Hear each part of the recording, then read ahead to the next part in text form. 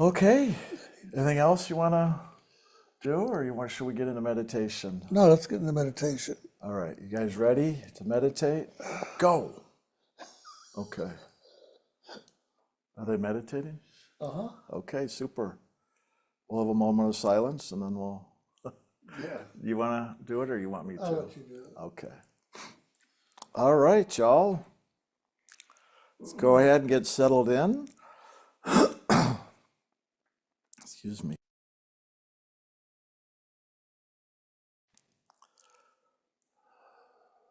So, again, just create that quiet environment at home.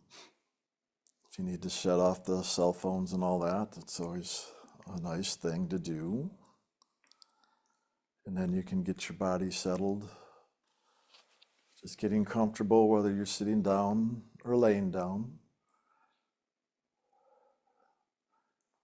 And when you're ready, if you wish, you can close your eyes.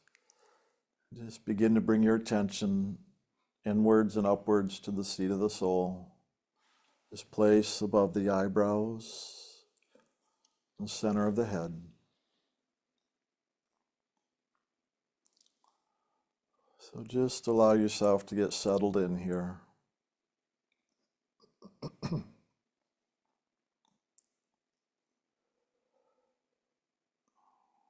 Just notice as you relax and move into this action of meditation, as you allow it, it just comes quiet and still. But don't worry if the mind or imagination or emotions are moving around. Once we get into the greater focus, those tend to come into alignment. There's no need to struggle. It's just more of a process of allowing, yet focusing. For as we focus into the divine, that spirit of peace and loving just begins to permeate all of our consciousness.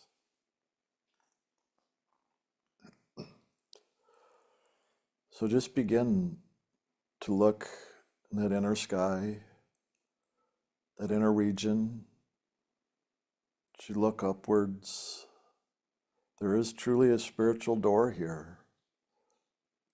As Rumi referenced it, as the door is round and the door is open, sometimes referred to as the spiritual eye or the third eye. Just focus here and just allow that door to open. So you can begin to perceive that inner light and the sound of God's loving.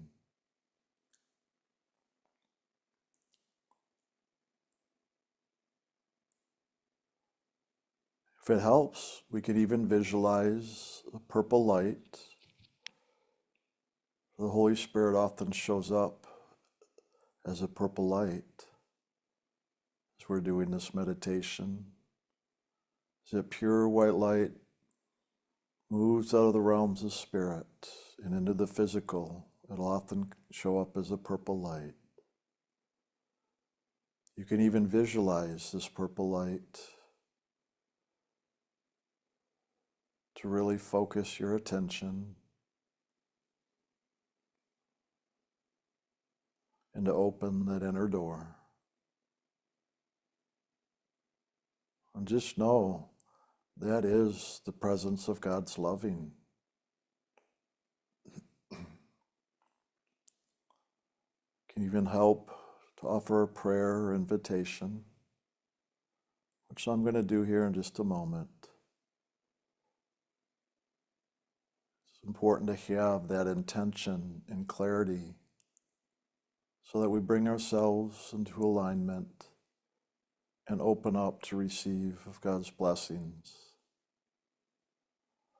So Lord God, just now we open ourselves and ask for your loving light and sound to fill and surround each one of us as we come present at this time,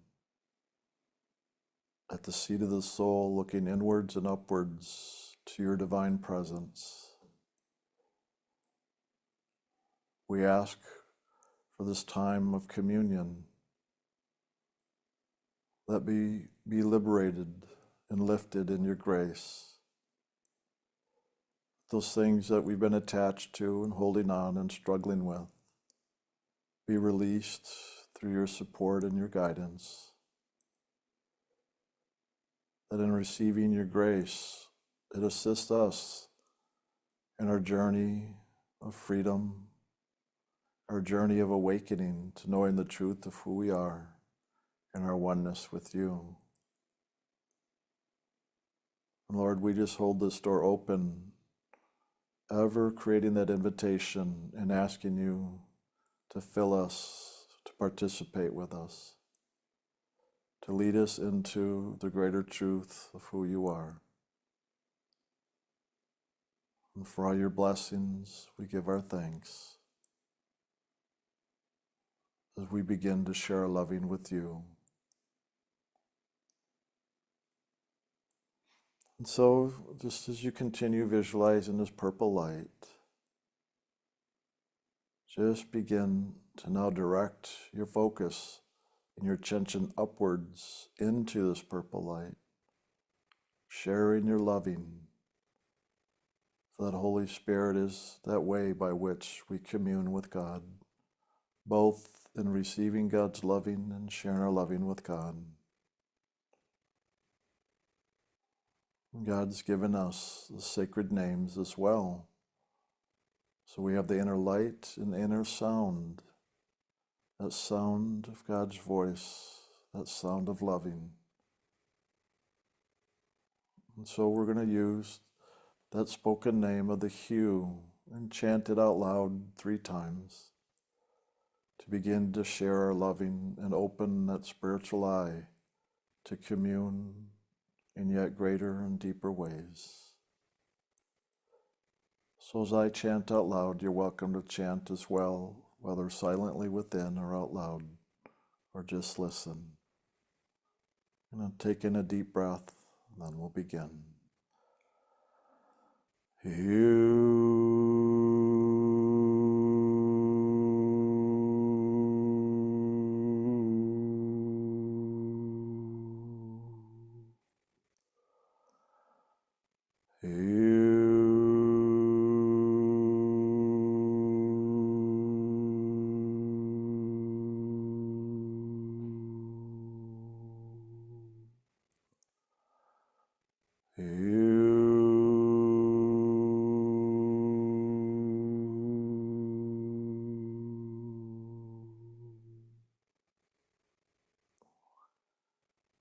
You're welcome to keep chanting silently or aloud, sharing your loving with God, allowing that frequency to stir you awake and aware. In a moment, we're going to move into a time of silence and just continuing this action of communion, chanting and sharing your loving with God. At some point during the meditation, just come quiet once again and watch and listen to receive God's loving for you. And just continue this process during this time of silence, just allowing God's loving to awaken you into that greater knowing of your oneness.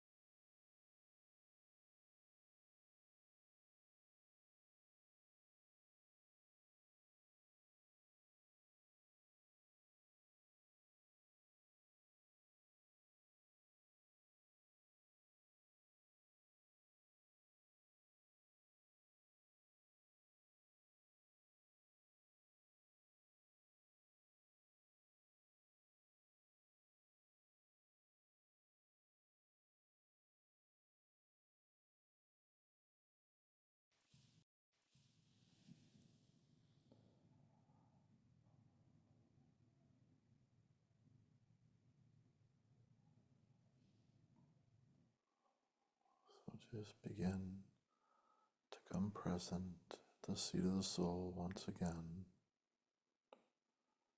looking through that open door, sharing your loving with God and receiving God's loving for you. Just come present and focused here once again,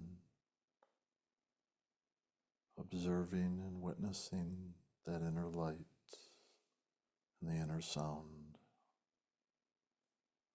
So we just focus for a few more moments, allowing that loving to gather and bring us presence back into the body while maintaining that openness and awareness of spirit.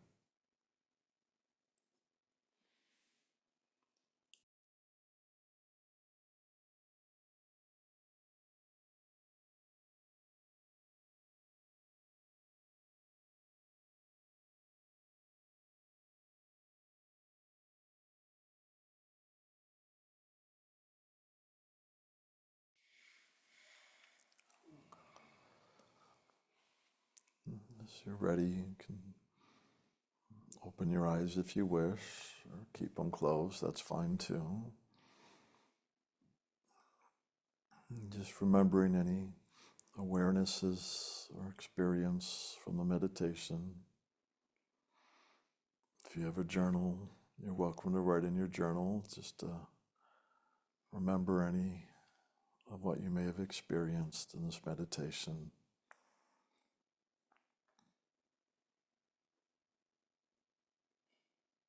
Although I don't know if I'm ready to come out yet.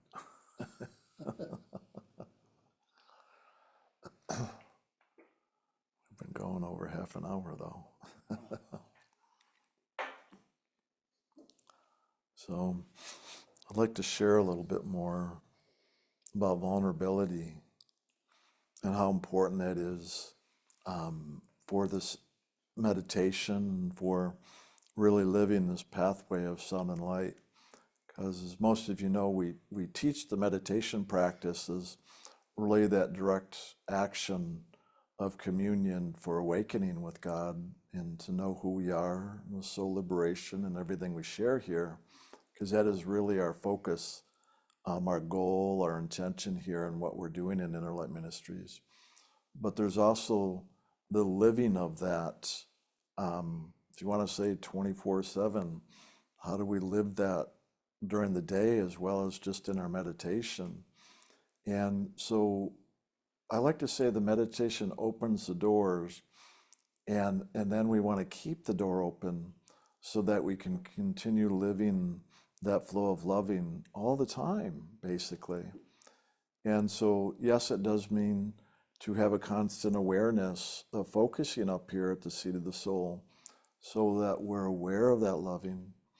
But to do that, it takes a great vulnerability. And I know that can be a loaded word for a lot of us, because vulnerability may mean a great risk as far as emotionally, mentally, or even physically. But on another level, it really is about what can we do just to open up, to keep that door open to loving. And it starts here at the seat of the soul, at the top of the head. But as that spirit comes in through this door, well, it's got these other doors called the throat chakra, the heart chakra, and you go into the solar plexus and so it's got all these other doorways within our consciousness, just physically, let alone the other realms we speak of in here. So part of what I want to address is that vulnerability that it takes to open these doors, but also to keep them open. And that's a lot of the big challenge just in living life in general, but especially in living a life of spirit, of how can we really keep ourselves open. So we talk about, as I said, the spiritual opening, but how many times have we heard like, well, keep an open mind, or it takes an open mind, or an open heart, right? Those are common phrases, open mind, open heart. Well, it also takes open emotions, and that's often probably the bigger area that most people have the biggest challenge with, let alone then it takes an open imagination and open physicalness, right? So we've got all these things through these levels that we're constantly dealing with. And a lot of the dealing with is unbeknownst to us, obviously. These doors are often shut, and we're not even aware of that. That's why I say unbeknownst to us, that we don't even realize what's shut down inside of us, let alone this door to spirit.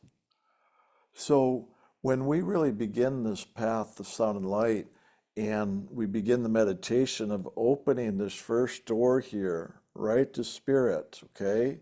So just like we just did, we want to open that door to that movement of God's loving and grace and let it in. So we have to make ourselves open and vulnerable to receive, all right? To receive that. But here's the thing where people may find challenges. We open to that loving, we often think it's just going to be all bliss and joy and peace, which it is, by the way. But as that joy and bliss and peace begin to now come in and into our consciousness, well, guess what? It's going to also open these other doors. That's the good news, and maybe the bad news. That's kind of a joke because it's all good news. The bad news part is really because we may get disturbed with what shows up when those doors open.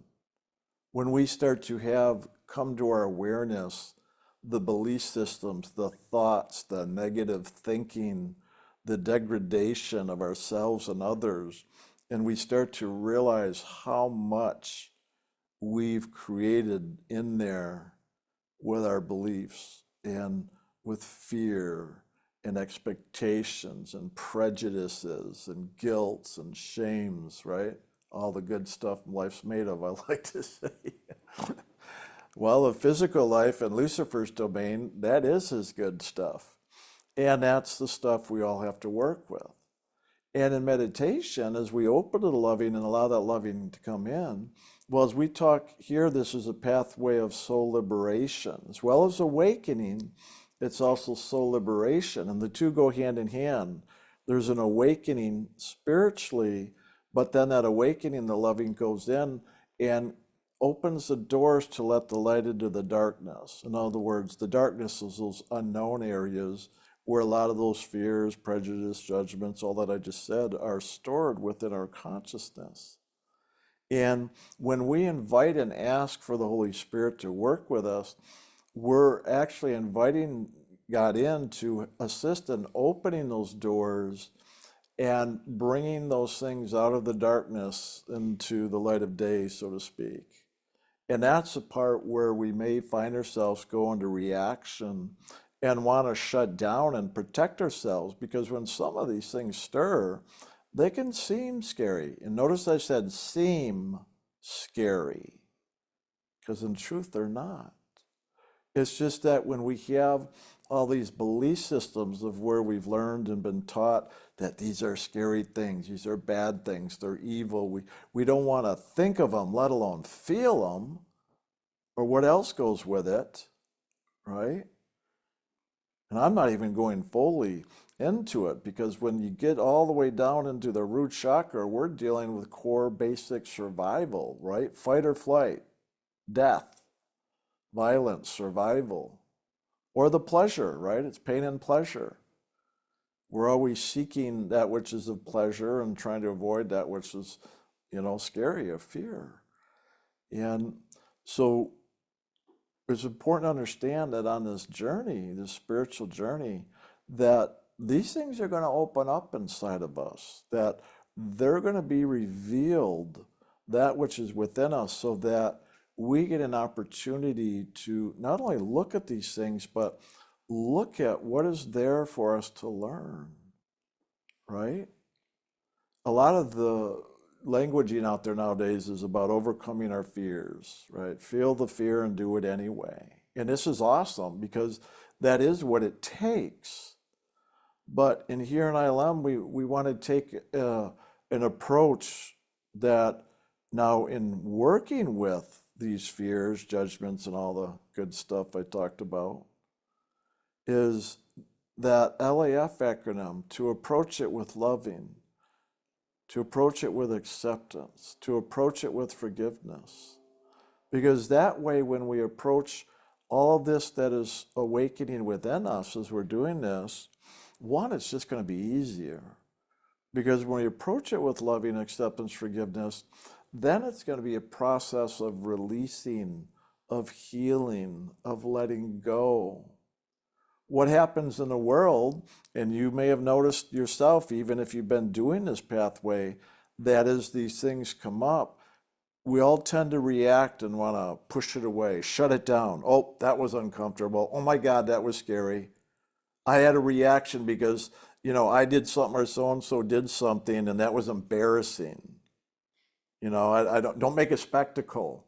Don't want people to look. What are they going to think? That even the simplest thing, right? Somebody's too loud at a restaurant, or you're out in public and something happens, you trip and stumble and you feel like a fool, like, oh my God, that was so embarrassing. Literally it can be simple things like that. But yet there's things within us that all of a sudden it stirs. Like, well, why is that embarrassing? Why do I feel that way? Why did I go into reaction? Because there's these belief systems, emotional triggers, imaginations, physical things that we've learned that are called right and wrong. All right, this is a tree, this world, this physical creation is in the Garden of Evil. This is the Garden of Evil. In the Garden of Eden, the tree of good and knowledge. Oh my God. Oh my God, that's hilarious.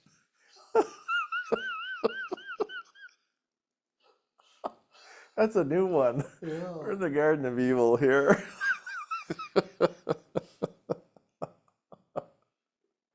Oh my goodness. I'm not over that yet. That's pretty funny. I should be embarrassed right now, right? And feel guilty. I kind of messed up. But nope, instead it's hilarious. If anything, this is a good example of the things we do and where we can, in a sense, shame ourselves. And that's what embarrassment is. It's a sense of shame. And that's laid on from a self-judgment based on some type of belief of right and wrong, out of that Garden of Eden, that tree of good and evil, of right and wrong, all right? That's where that comes from, this polarity of right and wrong here. And so on this path of liberation, we need to really look at these things and address that. And we do that here, as most of you know who've been around for a while.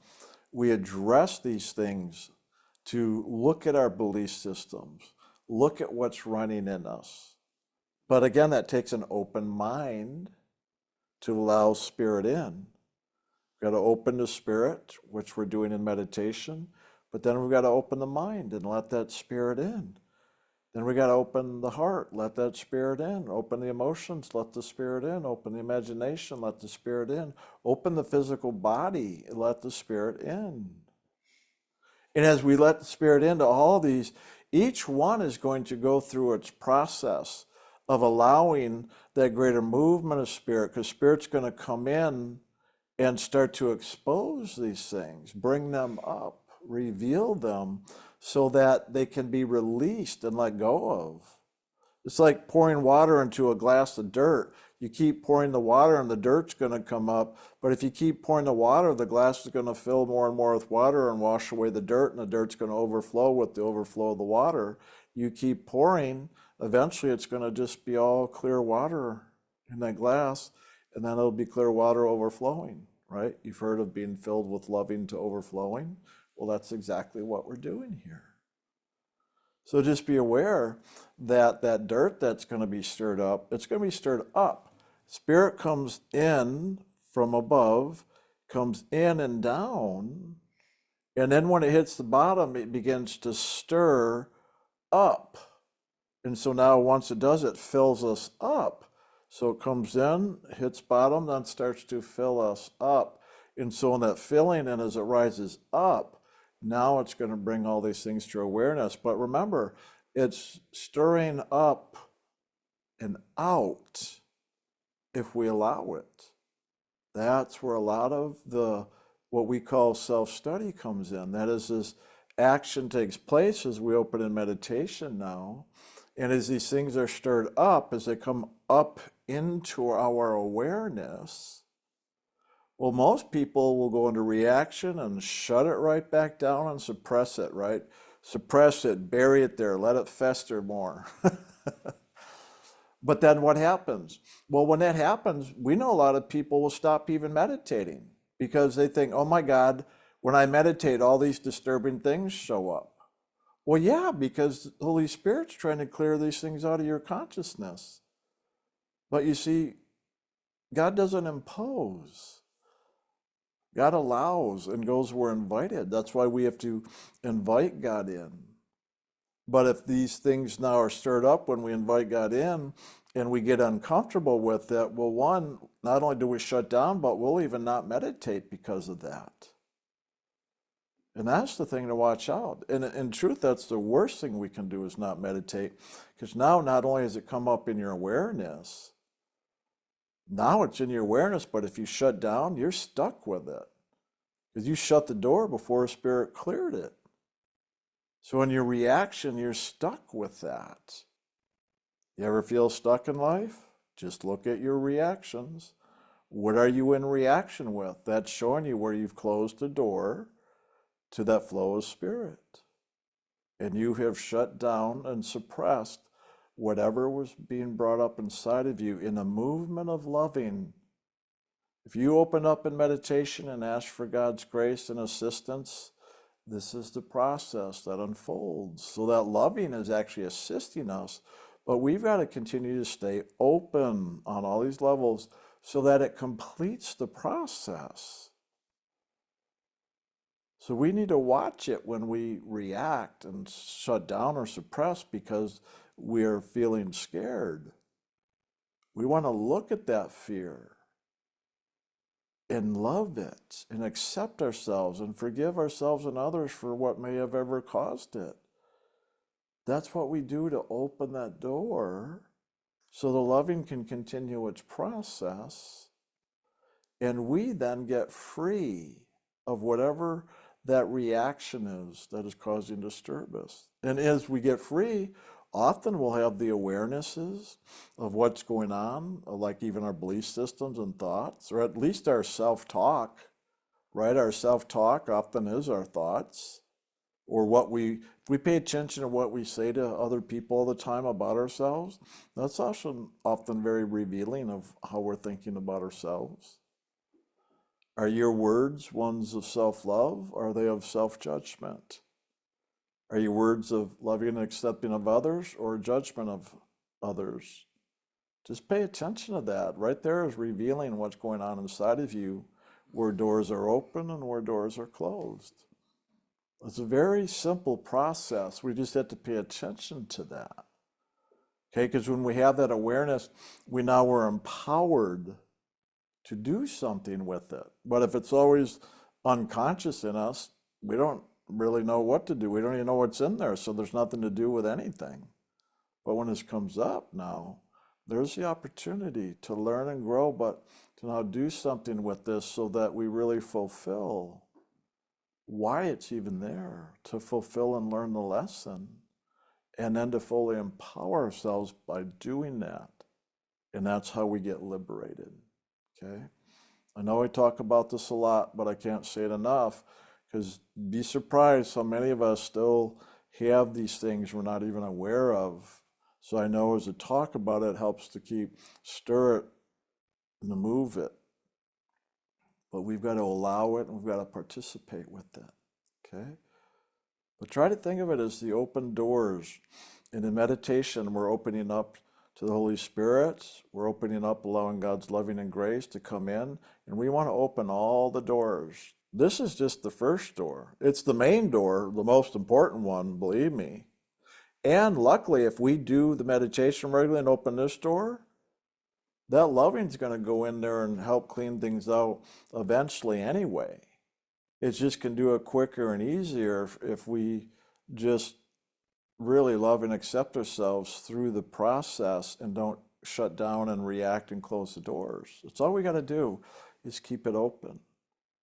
And that's what I mean when I go back to saying about being vulnerable, right? So it takes great vulnerability to really walk this path of liberation, because as those things come up and stir, that natural tendency is to react and suppress them. But if we can be vulnerable, and this is where the risk comes in, that means, yes, we risk being emotional, we risk revealing our thoughts and feelings to others, we risk people judging us, we risk feeling hurt, going through all kinds of stuff. And guess what? Sometimes that's going to happen. People will judge us, whether close friends and family or complete strangers. That's going to happen. So yes, it is a risk to be vulnerable. But at some point, we're going to have to evaluate for ourselves, is it worth that risk to be vulnerable? Well, believe me, if you really want to get so liberated and truly have that greater awakening to have more of that love and joy and peace in your life, it is definitely worth the risk. But each of us will have to evaluate that for ourselves and take a good look at it. And start maybe developing an approach to all this. And this is why we talk about it a lot, and why we recommend listening to the talks, why we recommend journaling and working with the Laugh workbook or the Laugh course we have online, because these are ways to support yourself through this. It's often when we feel a lack of support that we're hesitant and afraid to move forward and handle these things that come up inside of us. That's a lot of why we offer that support through the programs we do, through the Q&A we do, through the different, like this is what I do in the confessions counseling class I do, is literally offering that support to assist each of you to go through these things and find your way through it so you can stay open and vulnerable and actually allow Spirit to lift all of this from you so you do find that peace and freedom from it all. But it does take a vulnerability.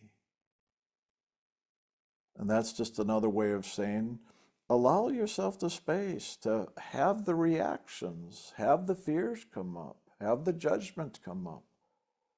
Yeah, it takes a lot of humility, because believe me, it's a blow to the ego when these things start showing up, and then the ego gets so scared it tries to control it all so that we look good. We don't want anybody to think anything bad of us, especially if we're in the Garden of Evil. That's a good one. Well, let's go start pulling all the weeds out of that garden. How about that? Well, that's kind of what's happening here and what I'm talking about. So look at in your life, where can you be more vulnerable? And then how can you be more vulnerable? And what you can do. Well, I literally just laid that out already. Start really working on this, doing the self-study, going online, working with the Laugh workbook we have. Go do the Laugh work course we have online. Listen to different talks on the different subjects. Do the guided meditations. We have those to support you through the process. And that's, if you want to call that additional support beyond the meditation. The meditation's key. Because meditation itself, if we can really stay vulnerable, even when we're in reaction, where we want to shut down and suppress these things, if we can continue to stay open and vulnerable in meditation, well, that's really all we need to do. Because then we're giving God a chance to just go ahead and lift these things and clear them. And as they're going out, if we need to learn something, well, God can reveal that learning or understanding to us as it unfolds. But we've got to be willing to look and observe so that we do learn. And that's the opportunity there. I like to say everything's a learning opportunity, but we've got to be willing to do that. Most people aren't when they get uncomfortable with situations. I just learned, what do they call it? Getting comfortable with being uncomfortable. Literally, it's just you learn how to do that. With years of practice, when you have all those uncomfortable conversations with family or friends or, even with strangers as it shows up, as you learn to work with that, which definitely is a learning. Communication, community in action, as I like to say, is a whole nother way of learning. But it really, really the most important thing is really developing that communication within ourselves, the self-talk, the self-awareness, how we see ourselves, how we judge ourselves, how we love ourselves, how we accept ourselves, or not. Are we in the garden of evil or the garden of good? Well, in this world, it's a choice, and more likely we're going to go back and forth a bit between the two, right? I'm going to eat a little bit out of the garden of evil called humiliation, shame, embarrassment, judgment, fear. And then as I heal and let go of this stuff, I'll move over to the garden of good, start enjoying some joy and peace and happiness and all the good stuff, right? And then after enough of that, we'll go have a little bit more of the garden, garden of shame. And it's a back and forth. And that's another thing to understand in being vulnerable is that understand here in this physical life, there's always going to be the back and forth between that good and bad, right and wrong. Okay, that's what life experience is here in this physical creation. Don't try to just have a life where it's always good. Okay? If you try to do that, you're going to build up a resistance that's going to cause major problems down the road, let alone right away. You've heard the phrase, resist not evil, right? Resist not evil. Why did Jesus say that in the Bible? Resist not evil. Because the more we avoid anything, it builds an energy that now works against us. That's what magnetism does, right? What do magnets do? They attract each other, repel each other, okay? So when there's something we're resisting, it's like a magnet. We supercharge it that draws this to us more and more. And this is something a lot of people don't understand when they're trying to do positive thinking, positive affirmations, positive motivation, all that. And they're just trying to be happy all the time. That they're in denial and avoidance out of their judgments and fears around this other side of life. We often call it negative or dark, right? Because it's uncomfortable. It's all those things we fear and have been taught to judge as bad and wrong. And that's how most people are really living. And that's why we see all the problems, not only in our personal lives, but in the world at large. Because the worse it is, and the more people do that, it starts to take on a bigger mass of energy.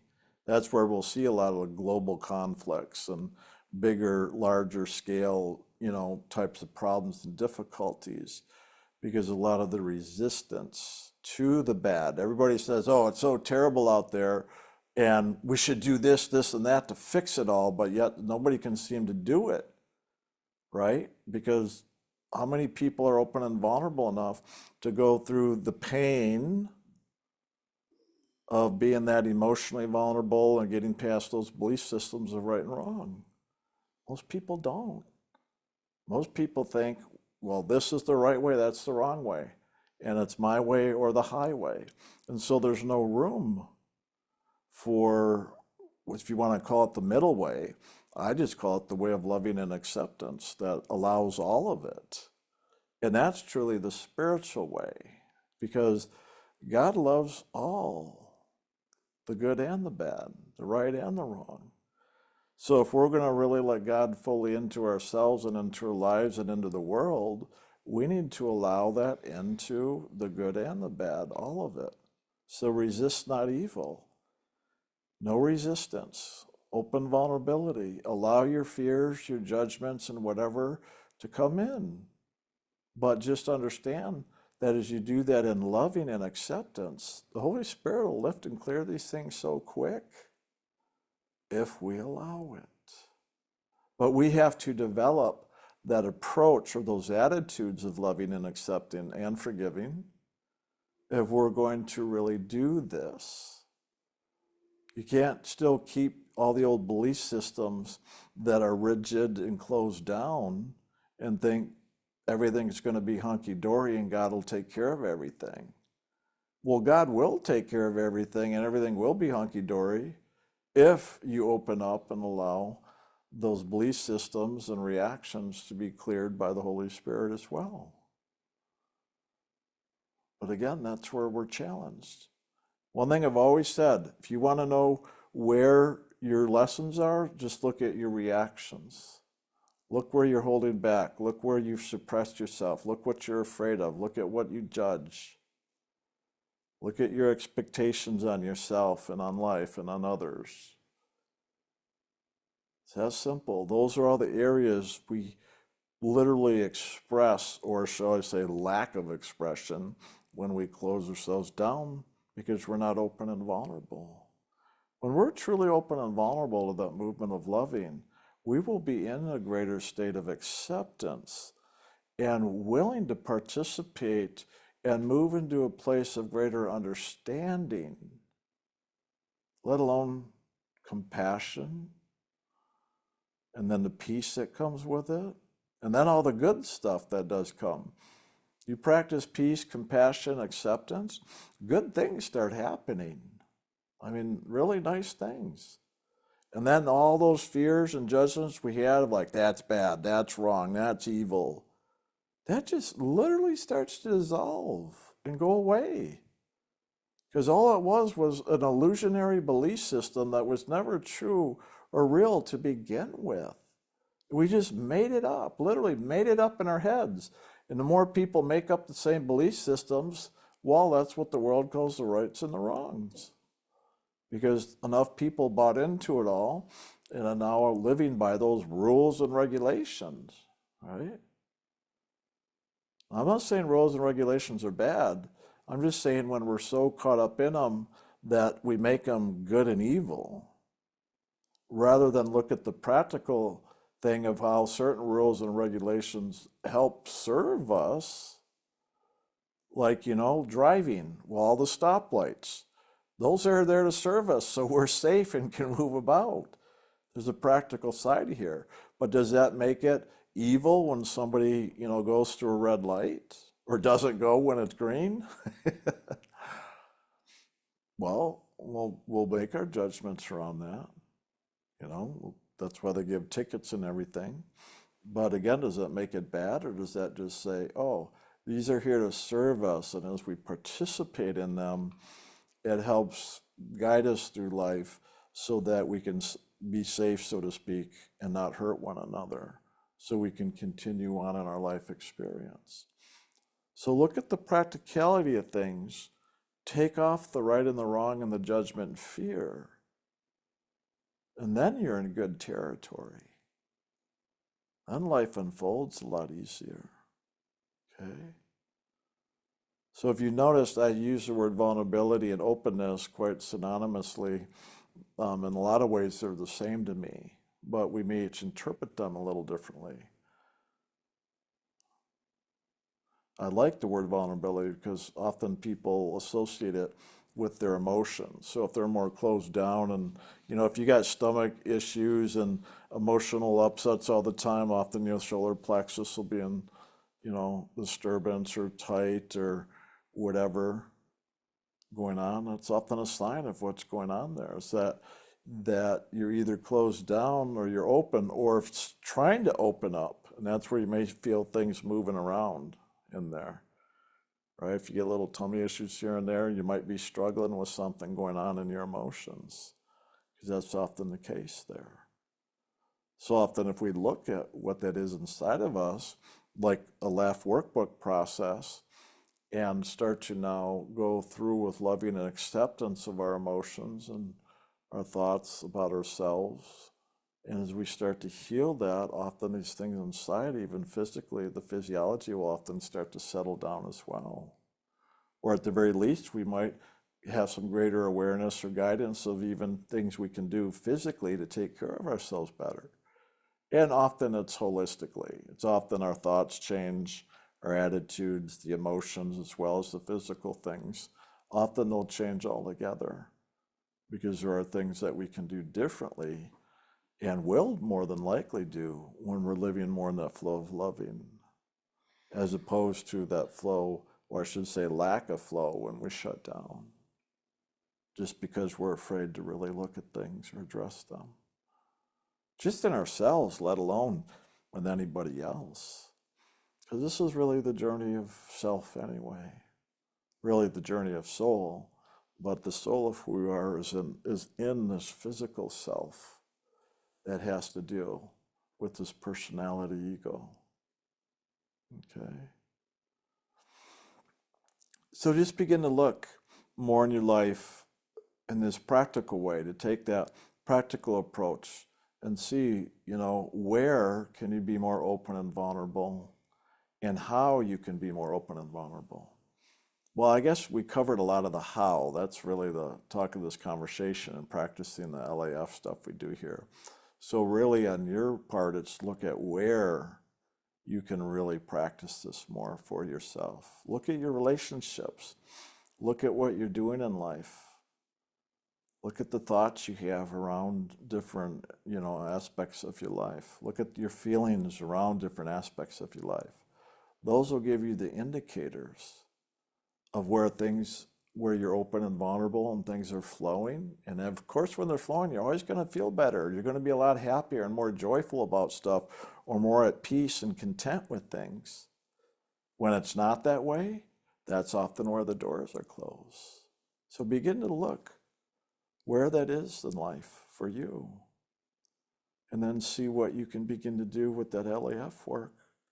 And that's what it takes. It takes, just like it takes an effort to meditate, right? We got to take the time. We've got to make the effort. Well, same thing with approaching life, with loving, accepting, forgiving.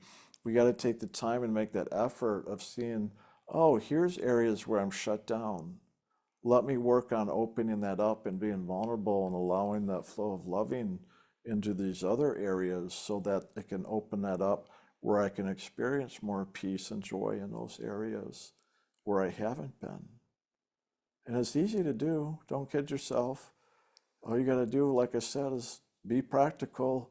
Look at any part of your life where, things are going good or they're not going good. Right there is going to give you an idea of where there's some areas you can work on and other areas that are good references or examples of what's working well for you. Okay, so see where you can be more open and vulnerable within yourself, in your life, because it really is all inside. But out here is where we get to practice. And in the practice, we'll bring to our awareness, because it reflects back to us, to wake us up, to see where we're open and vulnerable and where we're shut down. Take the practical approach while you're living day to day, okay? But then take the time to go within. That meditation we do, especially the longer you do it, like 10% of the day as we recommend, even if it's 15, 20, 30 minutes, that's way better than nothing at all. But the more time we take, up to that 2.5 hours like that, is where we really allow ourselves now to become more vulnerable and open to the Holy Spirit, so it can reach more fully and deeply in and through all of us. God really wants us liberated. God wants us home. So the more opportunity we give God to do that with us, called the longer meditations, and the more devotion and focus and loving with God in our meditation, well, the more opportunity then that'll happen. So take that time, really begin to look at not just the practical things I covered and what you can do with that, but then really now realize that as you do that, That's your homework. So that as you do that and you learn your lessons and free yourself and let go and become more vulnerable to these areas where you're closed down, you're going to find out that as you go into meditation, there's going to be a greater flow, more awareness, more spiritual awakening, because it works hand in hand. God comes in, assists us in loving to release. That's called the freedom and liberation. And now there's more space, and then God lifts us up. So the more we allow that action and participate with God in this movement, the freer and more we let go of, then the higher God can take us and the more loving we can experience. If you understand the simple back and forth, it's like breathing in and out. It's a simple process, and it's just back and forth. So every time we let God in more gets cleared. We're freer to go higher, experience more loving in God's kingdom, in more of the spiritual realms. And then more loving comes back with us as we meditate and allow it in and live that loving. So more clears. Our lives all around are filled more with loving. We get freer as we allow that and stay open and vulnerable. And then the higher we can go, and as we get greater and more loving, we become more spiritually awake and aware. It's a very natural process and really quite easy to do once you understand and you participate with it regularly. I mean, daily. For us, it's a constant moment by moment. But once you do it, at first it seems like maybe effort or work, but when you do it, it just becomes a way of living that just makes life kind of easy to just move through. Because now, as you move through life living the way I'm describing, you're going to find there's going to be a greater ease and simplicity and smoothness, even when there's disturbances and challenges. Those disturbances and challenges will become easier to deal with. One, because we're going to have more trust in God, and the more trust we have by being open and vulnerable like that, then we're going to start to see what I like to call the magic of how spirit can transform things in our lives. First, it starts within as we allow it to overflow from us now into our lives around.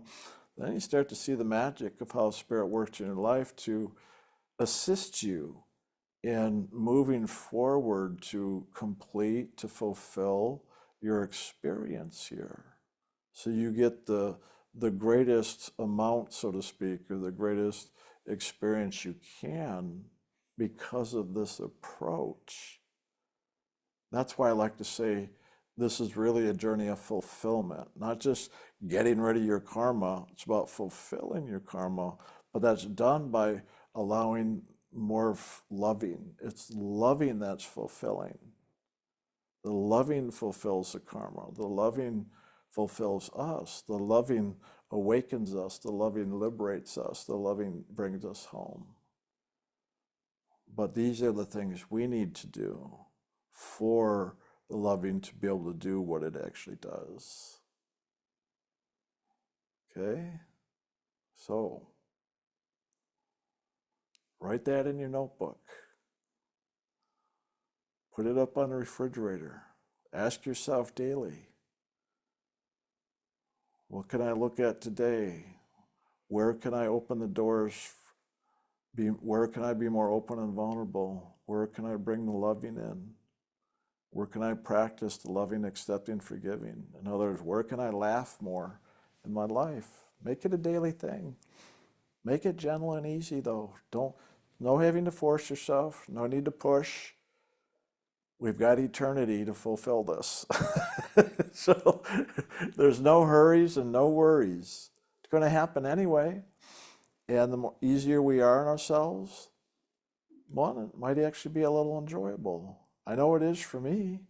Some of the most challenging things can be the most enjoyable when we really approach it this way. But you've got to be willing to experiment and try it out. Literally, you've got to experiment with this. You've got to try it out. Put it to practice. Because in your experience is where you're really going to learn. And ultimately, you're going to find it's as simple as Am I open and vulnerable, or am I closed off and shut down? So you decide. Nice thing is, you've got all the keys. You can open up those doors anytime you want and just make the effort and bring yourself right back into loving. It's always present, always there. You've never done anything too bad. That door can't open again. It's just up to you to do it. But to do that, we have to really let go of our limiting beliefs, our shames, our guilts, our fears, all those judgments we've placed in ourselves or others. That's really the way to the freedom and liberation and meditation with God.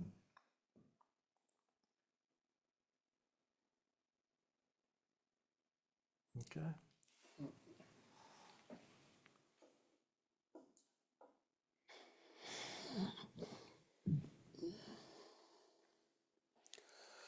All right. Well, recently I was talking to a man who we initiated probably about 18 years ago. And it was I hadn't talked to him in a long time, or even seen him in a long time. But he asked me a question when we first got together and started talking. And he said, "So why don't you check up on people? Why don't you check up on me and make sure I'm doing my meditation, or I'm doing LAF, or doing these things that you recommend?" And I said, "It's not for me to follow you around and see that you're doing it. You know, we're not a police agency that makes sure that you do things right. We're here to point a direction, to let you know that this is a very simple and easy pathway back to God, and that really and truly what we want you to do is just spend some time with God every day like God asked, and let God do the rest." And when I said that, he looked at me, he said, "Do you really believe that God's going to do the rest?" And I said, "I know it. I don't believe it. I know it because of my own experience and what I've seen others experience. That if we allow, God will. If we don't allow, then God will step back and let us have our own experience in our own way so that we do learn our lessons. We're going to learn the lessons one way or the other. It could be challenging, difficult, the hard route, or it could be the loving, the easy, the grace-filled route. And it's just up to you as to which direction you're pointed, which action are you taking, and what attitude are you living in." And he said, "Well, I wish in a way you had followed me around and made sure I'd stay in action the way you wanted me to, because I just wandered all over the place. I did not do my meditations like I could have or should have, if there's a should here. I didn't do the forgiveness. I actually made people wrong. I argued with people a lot, and I was angry. And I never could understand why I was so angry, but I just was angry. I was angry at other people. I was angry with myself. I was angry with God. And I kept expecting God to, almost smack me down somehow, or try to wake me up. But I never had that happen. So in a way, I wondered if God was really there, even caring about what I was doing or how I was handling things. And I said, "Well, so why are you talking about it now? Why are you talking about God? And why are you talking about how you've lived your life? And I have a question for you in all that. So have you meditated at all? Have you chanted the sacred name?" And he said, "It's funny. When I first got initiated, I did. I was meditating fairly regularly. I was chanting the name when I thought about it, and all seemed to be okay. But then something happened at work where I got fired, and soon after that, my wife wanted to divorce me. And it just seemed like in doing the meditation and doing this name, it wasn't making it better. It seemed like it was making it worse. And so I kind of pulled back. And then things kind of leveled out, not in a good way, a great way, a satisfactory way, but it all kind of leveled out.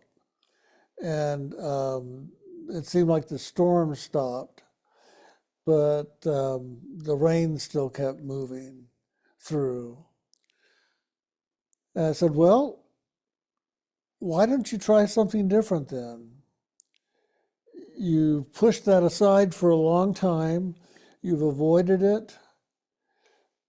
You won't look at it to even consider it again. But why don't you try meditating? Just meditate a half hour a day and chant the name of God for a half hour a day and see what might happen. And he really struggled with that for a little bit. And he said, you know, I almost have a negativity about this. I'm almost afraid to do it because I'm afraid it's going to stir the waters again and make things difficult. And I said, that's good, because it can make things difficult in the beginning, because all those things you've avoided, denied, hid from, run away from, they're going to come back up to get clear. You've got to clear the path. The path is muddy. It's full of stones that you're going to stumble on. And you've got to clear that path. And chanting the sacred name and focusing on God first in your meditation can help to clear that away. Because God's loving is going to enter into all of this and begin to clear the way for you. It's God's loving that does the work, not you. You just make yourself vulnerable to allow God's loving in, and God will do the rest. You don't have to do it all. You don't even have to forgive yourself or forgive others, but ask God to forgive through you, with yourself and with others. And God will do that. But you have to ask. You have to give permission for God to participate in your life and in your spiritual actions. And when you give that permission, God really truly will come in and begin to move things in a new way. So after talking for quite a while, he's decided to go ahead and give it a try again. He tried it before, and it just seemed like everything got muddier. And he didn't like it and didn't want all that to come up. But I know I found when I was first starting out with my prayers that a lot of the stuff that I didn't like inside of myself, about myself, rose up. And I was having to look at it and deal with it. And I could see all the yucky stuff in other people that was coming at me. And I didn't want to have to deal with it. But I decided to stick it out with my meditation. I wanted a relationship with God more than I wanted anything else. And so I just kept on with my prayers, my meditation, if you will, and trusted in God and put all my faith into God first. And soon I found that things began to come down to a calmness. There wasn't the stormy waters, the waves rising up and hitting me. There wasn't people moving against me. There wasn't things inside of myself that was judging me. It all seemed to just calm down. and I reached a level of quiet.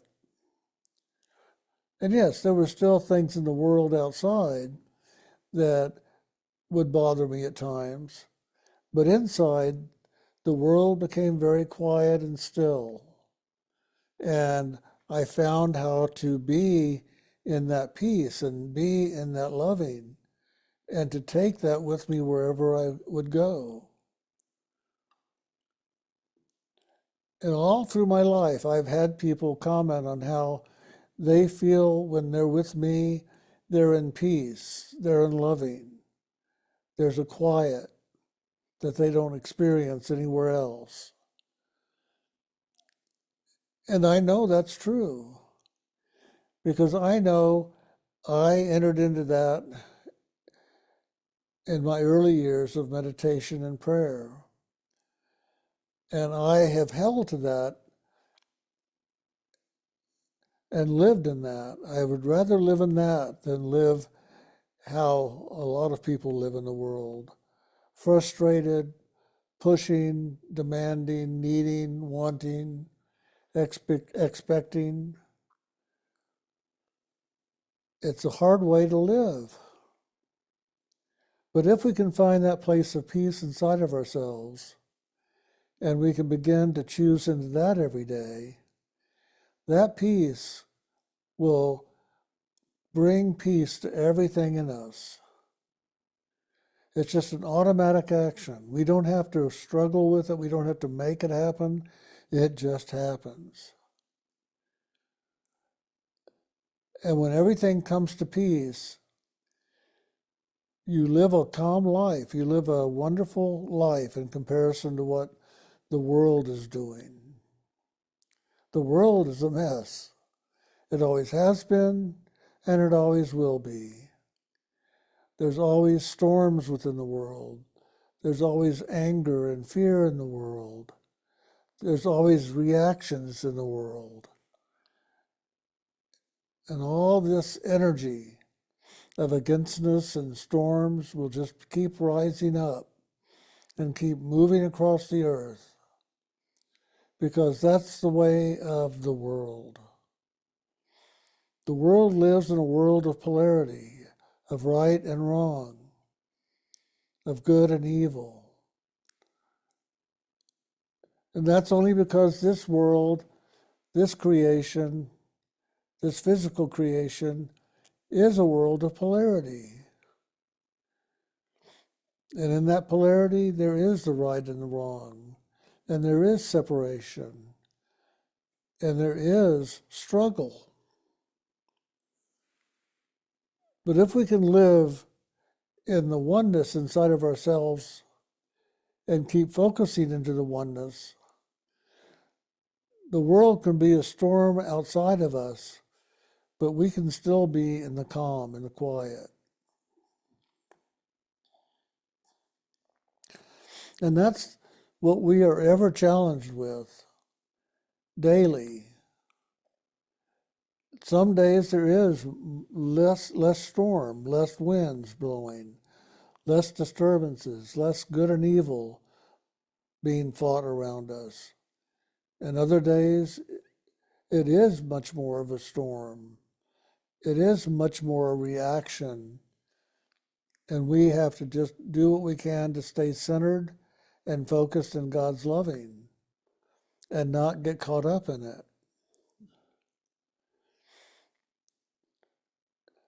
I remember years and years ago, I was in high school and some friends were going to go and protest in San Antonio. They were going to go downtown and protest some things.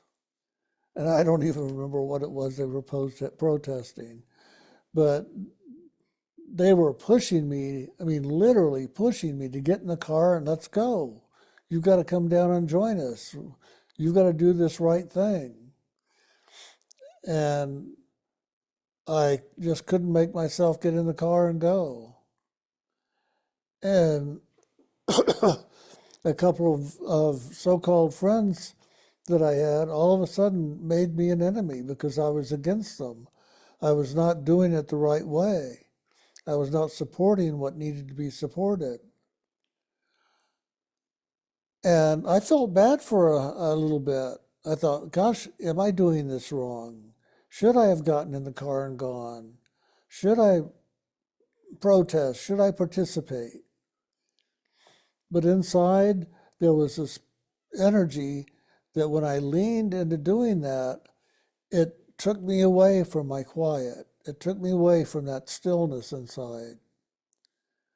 And so I knew I couldn't do it because I'd only hurt myself. I wouldn't help myself or others by going and doing the protest. And it didn't mean that the protest was wrong. It just meant for me, it would not work in a way that would allow me to stay in my peace. I would have to join in with the anger and with the frustration and the meanness and whatever was going on. So the next day, we met up back again at school, and two of the guys had gotten into a fight, fighting the ones that were against his protest. And they were kind of beat up. I mean, black eye here and a bruise and so on and so forth, cuts. And so I asked one of them, was it really worth it? And he said, yes, oh my God. It's just wonderful to get in a fight like that and fight for what you believe in. You just don't know what it's like till you do it.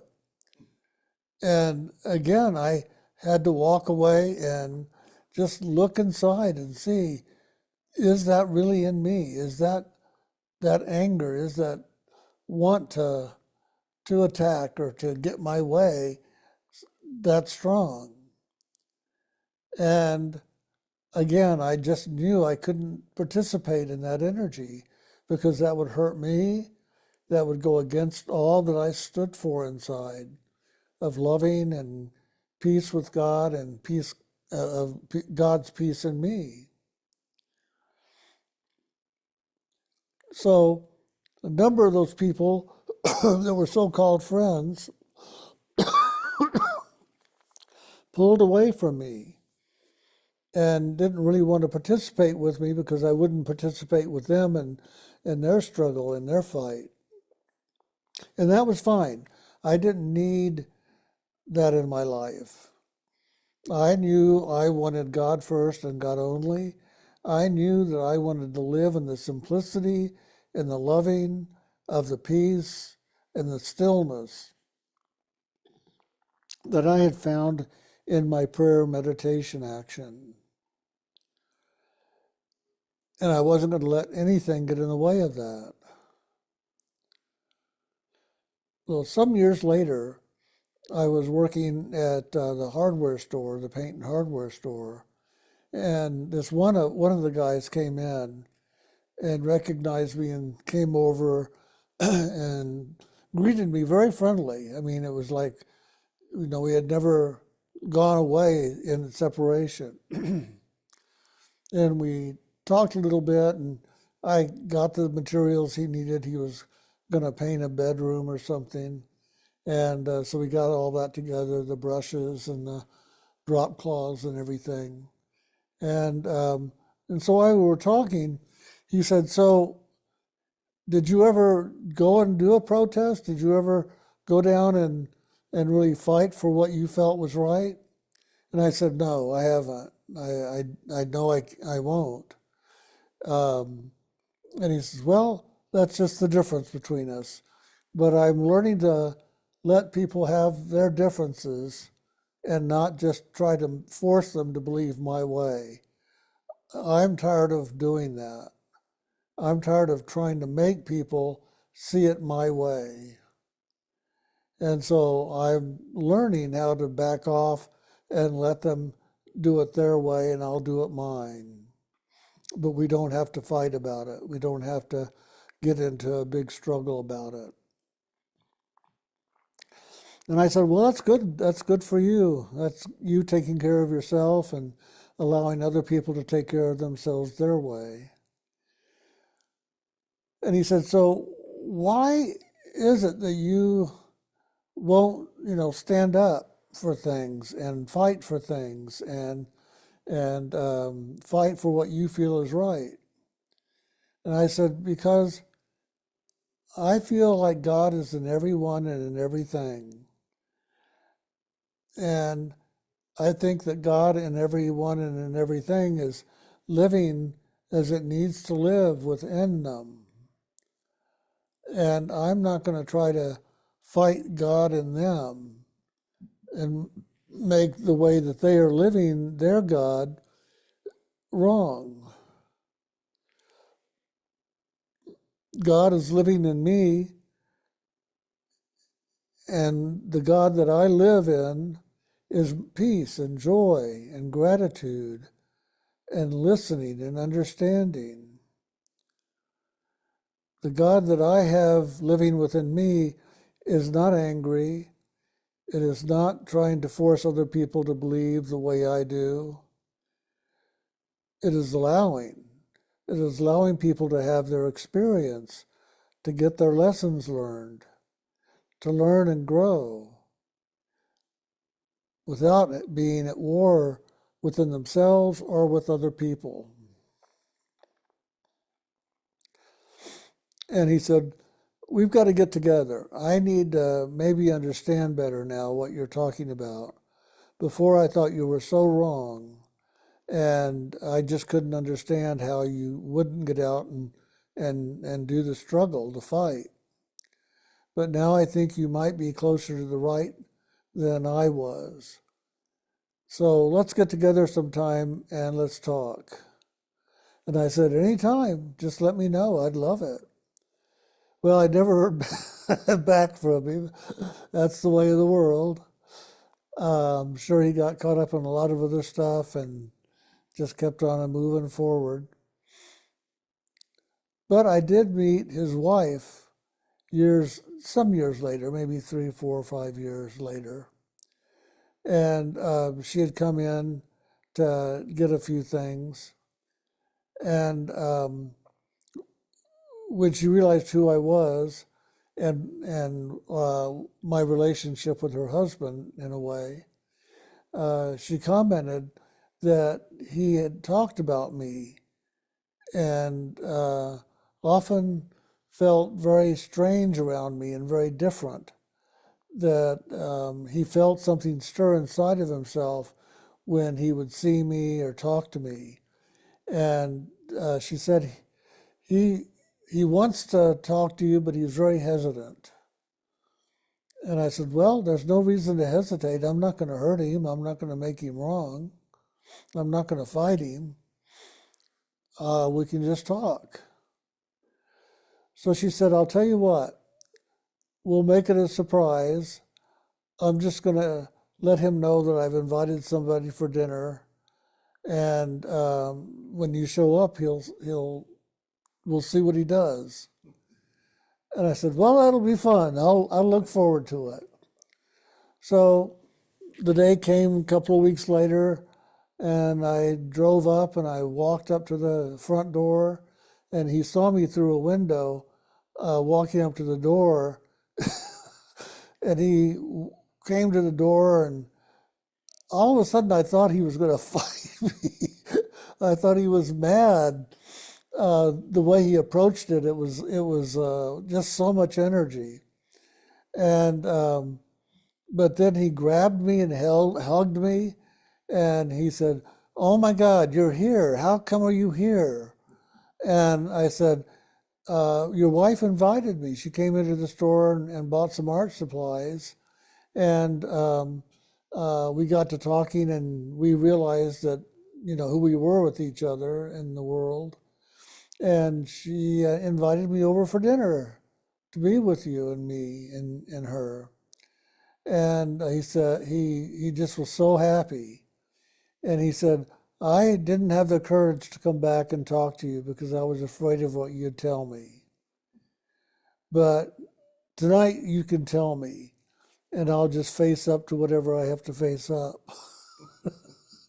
And he thought I was going to make him wrong, and he thought I was going to fight him, and all of this. And all I did was love him, accept him as he was, We talked about things a lot, and he became a good friend. And he wasn't interested in some of the things I was doing in my life to find greater peace, but he found some stuff inside of himself that he dealt with, and that he liked himself a lot better as he did that.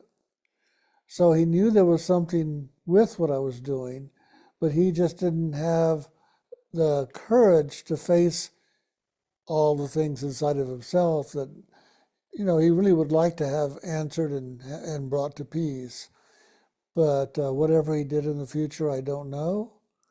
But we did stay in touch periodically, and it was nice. It was just nice to have that friendship.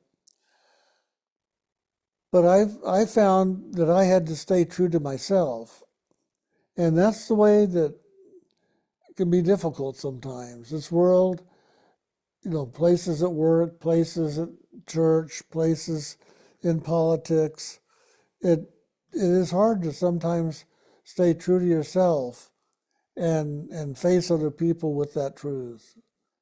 And yet, if you don't, you only hurt yourself. And I've done that a couple of times, and I learned the hard way when I was 16, when I was again at 24.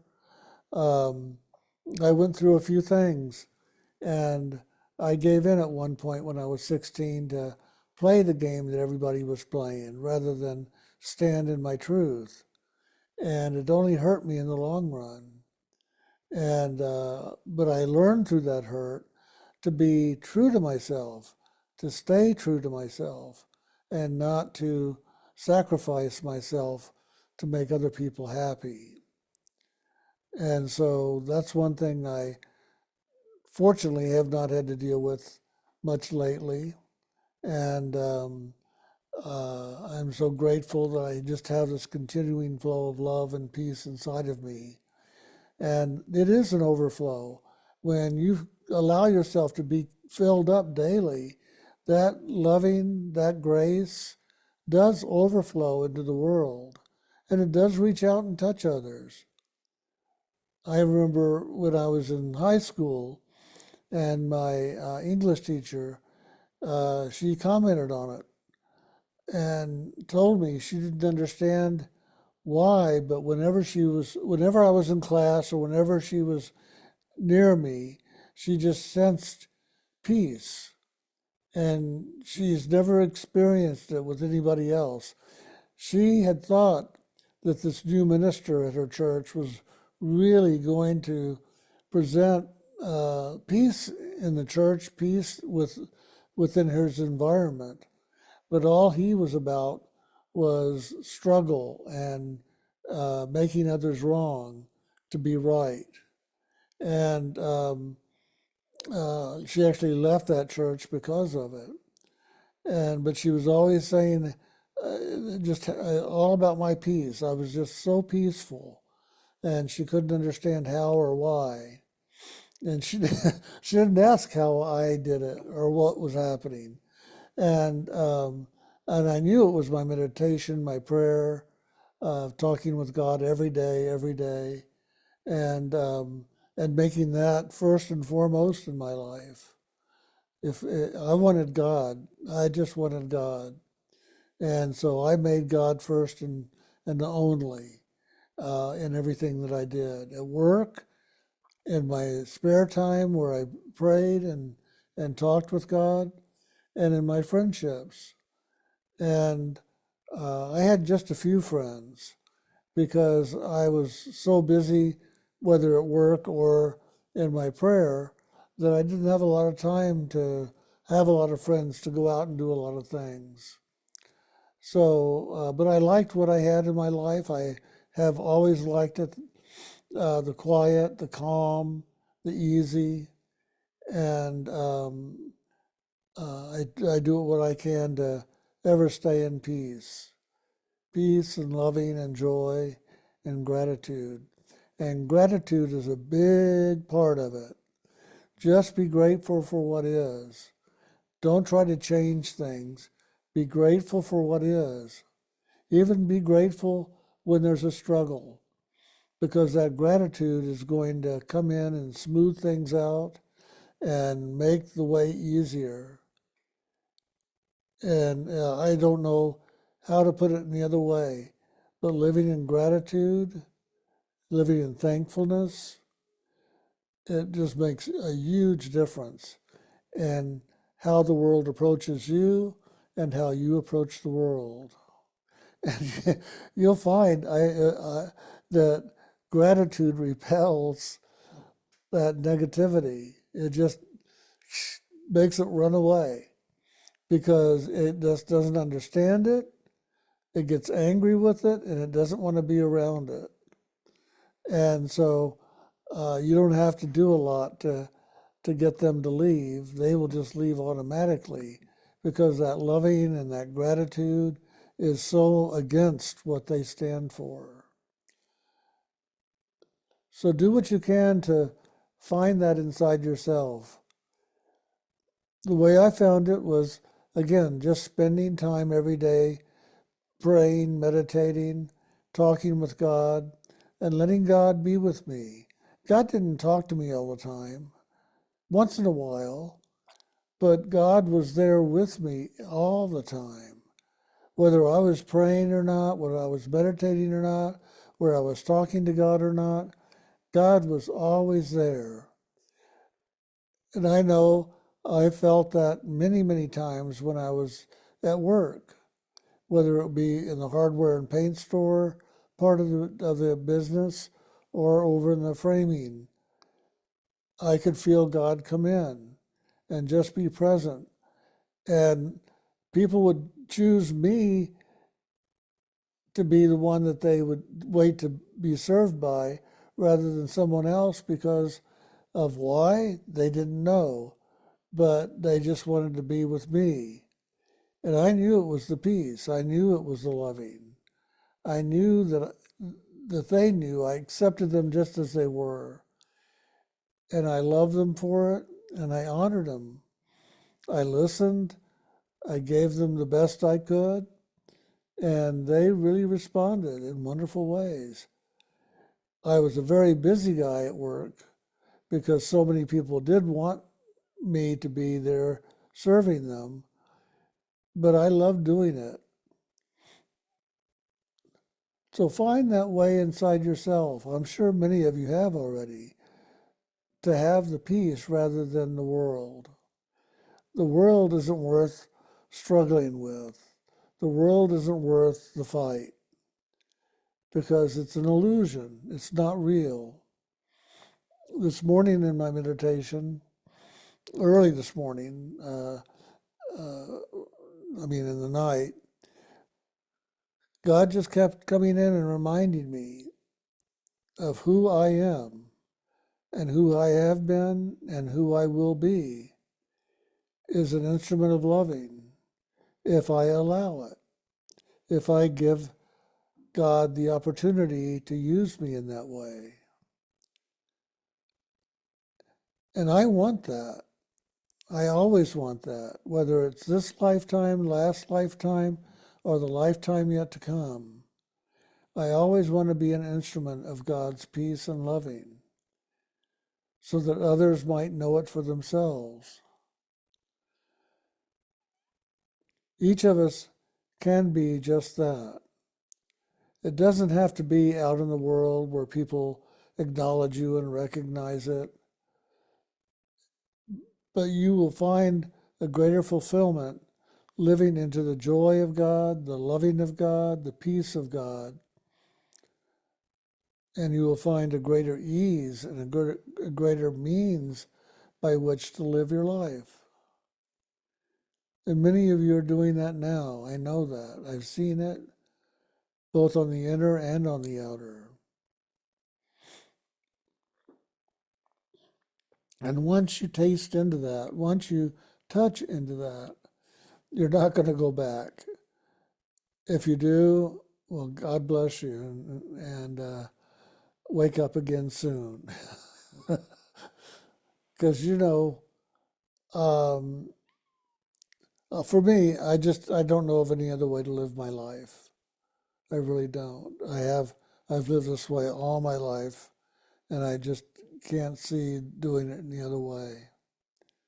So find that way for yourself, however that's going to be.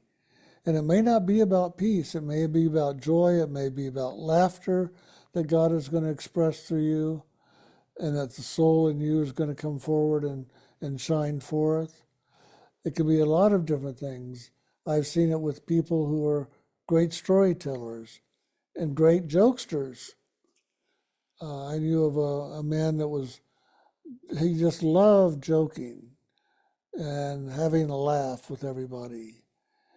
And in that, there was just such a beauty because he was expressing his loving.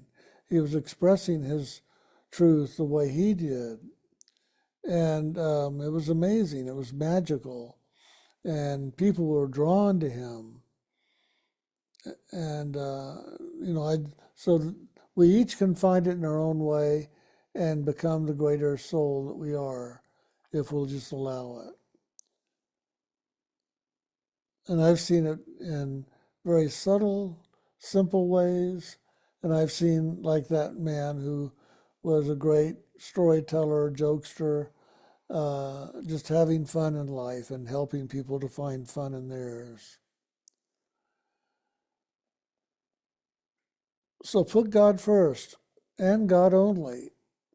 And the more you can do that, the more you're going to find what you've longed for, what you've been looking for, what you've been struggling for, which is the peace, the quiet, the loving, the joy, the gratitude, and so much more.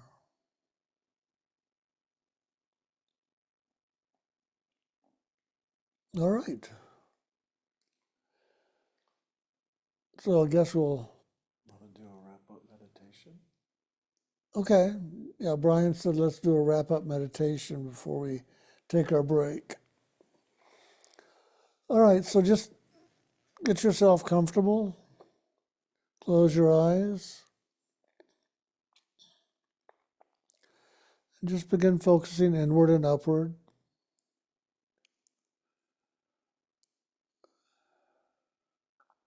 And just let yourself move into that place in the center of your being where the peace and the loving reside.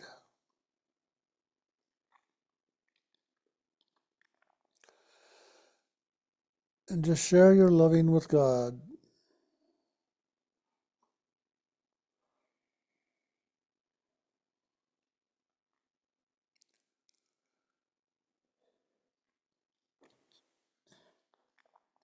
And let God begin to fill you up with God's loving. And share your loving with God and receive God's loving.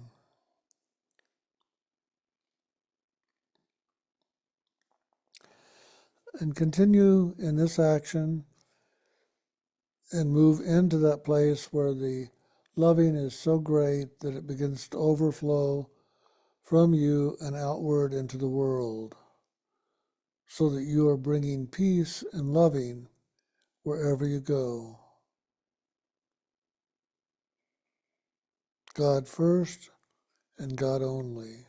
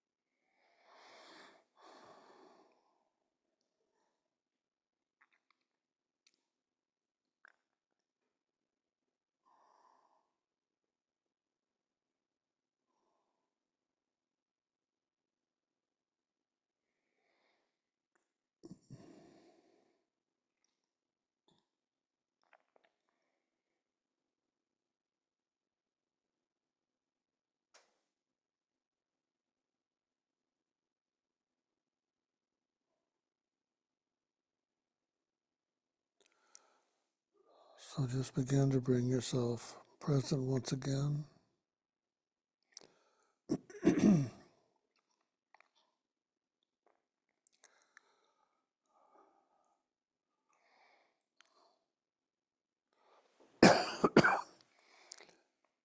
And just begin to get focused back into the world to continue the day.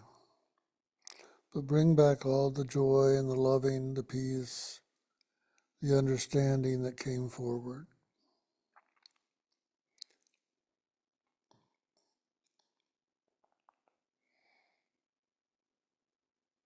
And as you're ready, you can open your eyes and say hello to the world again. And now we'll go ahead and take our break. Yeah. About 20 after 3. We'll take a half-hour break here, so we'll reconvene at 3:50. So enjoy your break, and of course, write in your questions to info@island.org. So you can do that on the break as well, or continue meditating if you wish. And once we are on break, then Tanya will put up the info@island.org as well as playing the Hugh chanting for you all to enjoy while we're on break. All right, see you in half an hour.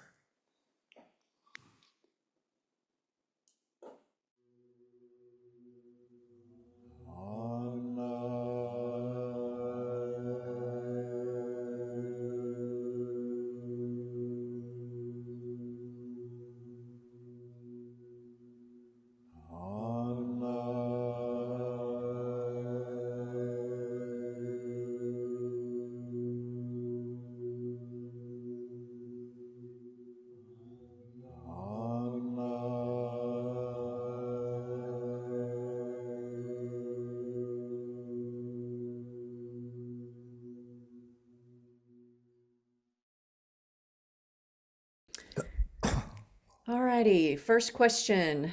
Dear Tanya, I would like to send a question to Mr. Jim and Mr. Brian. Dear Mr. Jim and Mr. Brian, how can we truly serve God through serving others without falling into the trap of becoming a people pleaser? Life is a journey and a lesson, but sometimes I find myself caught in feelings of pity and compassion that can be overwhelming. That's his first question. Would you like to pause there? Yeah, please. Okay. Good. Unless the other part relates to this directly. No, it's a completely different. It's about a meditation. Okay. Um, so the thing I learned with service, if you've heard me over the years, I always say the real true service is when we can really just share a loving from spirit, not out of our karma, our needs or wants, our expectations, or trying to put on others. And like you said, the people pleasing there. So I always pay attention to that. If you know you're doing people pleasing, you'll have things come up. Like you mentioned a few things. Um, those are your signposts to pay attention to the feedback. So that when you're being of service, if you notice yourself really caught up in it or trying to people please or find yourself in a lot of judgment of self and other things, just know that you're personally getting caught up on it and it's not really a service. Well, it is in a way, but it's really more about the karmic lessons that we would have in life in general. And that's fine, by the way. The part when I said in the past of true service is as we move through our own karmas and we start really moving and awakening more into the soul realm, when we step into that level of freedom, that's where there's this shift that takes place to where we really are able to start giving more of our overflow and sharing our loving from more of a detached place. It's a real movement of just sharing it, not out of a need or a want, but unless you call the soul's needing or wanting to share its loving with God in all things. So it's a process to get there though. And the first thing we always like to say there's an order of things. God first, God only. Well, there's the God, the one God, we're all one in. And then there's also the God that we are, the soul, and then there's the God that others are. Jesus said it is love God with all your body, mind, heart, and soul, and love yourself as your, or love your neighbor as yourself. So there's an order to God, self, and others. So that's why it's important to spend the time in meditation, the 10% of the day, so there's that direct, real flow and openness with God. And as we do that, that's going to help lift us and move us into really learning our lessons or getting free of our karmas.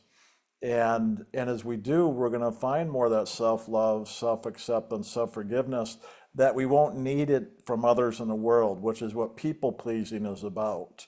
It's needing that love and acceptance from others because we haven't found it in ourselves. But if we really do the meditation fully and live our first service of living our lives to learn our lessons, we're going to find more of a self-fulfillment where we won't need that from others in the world.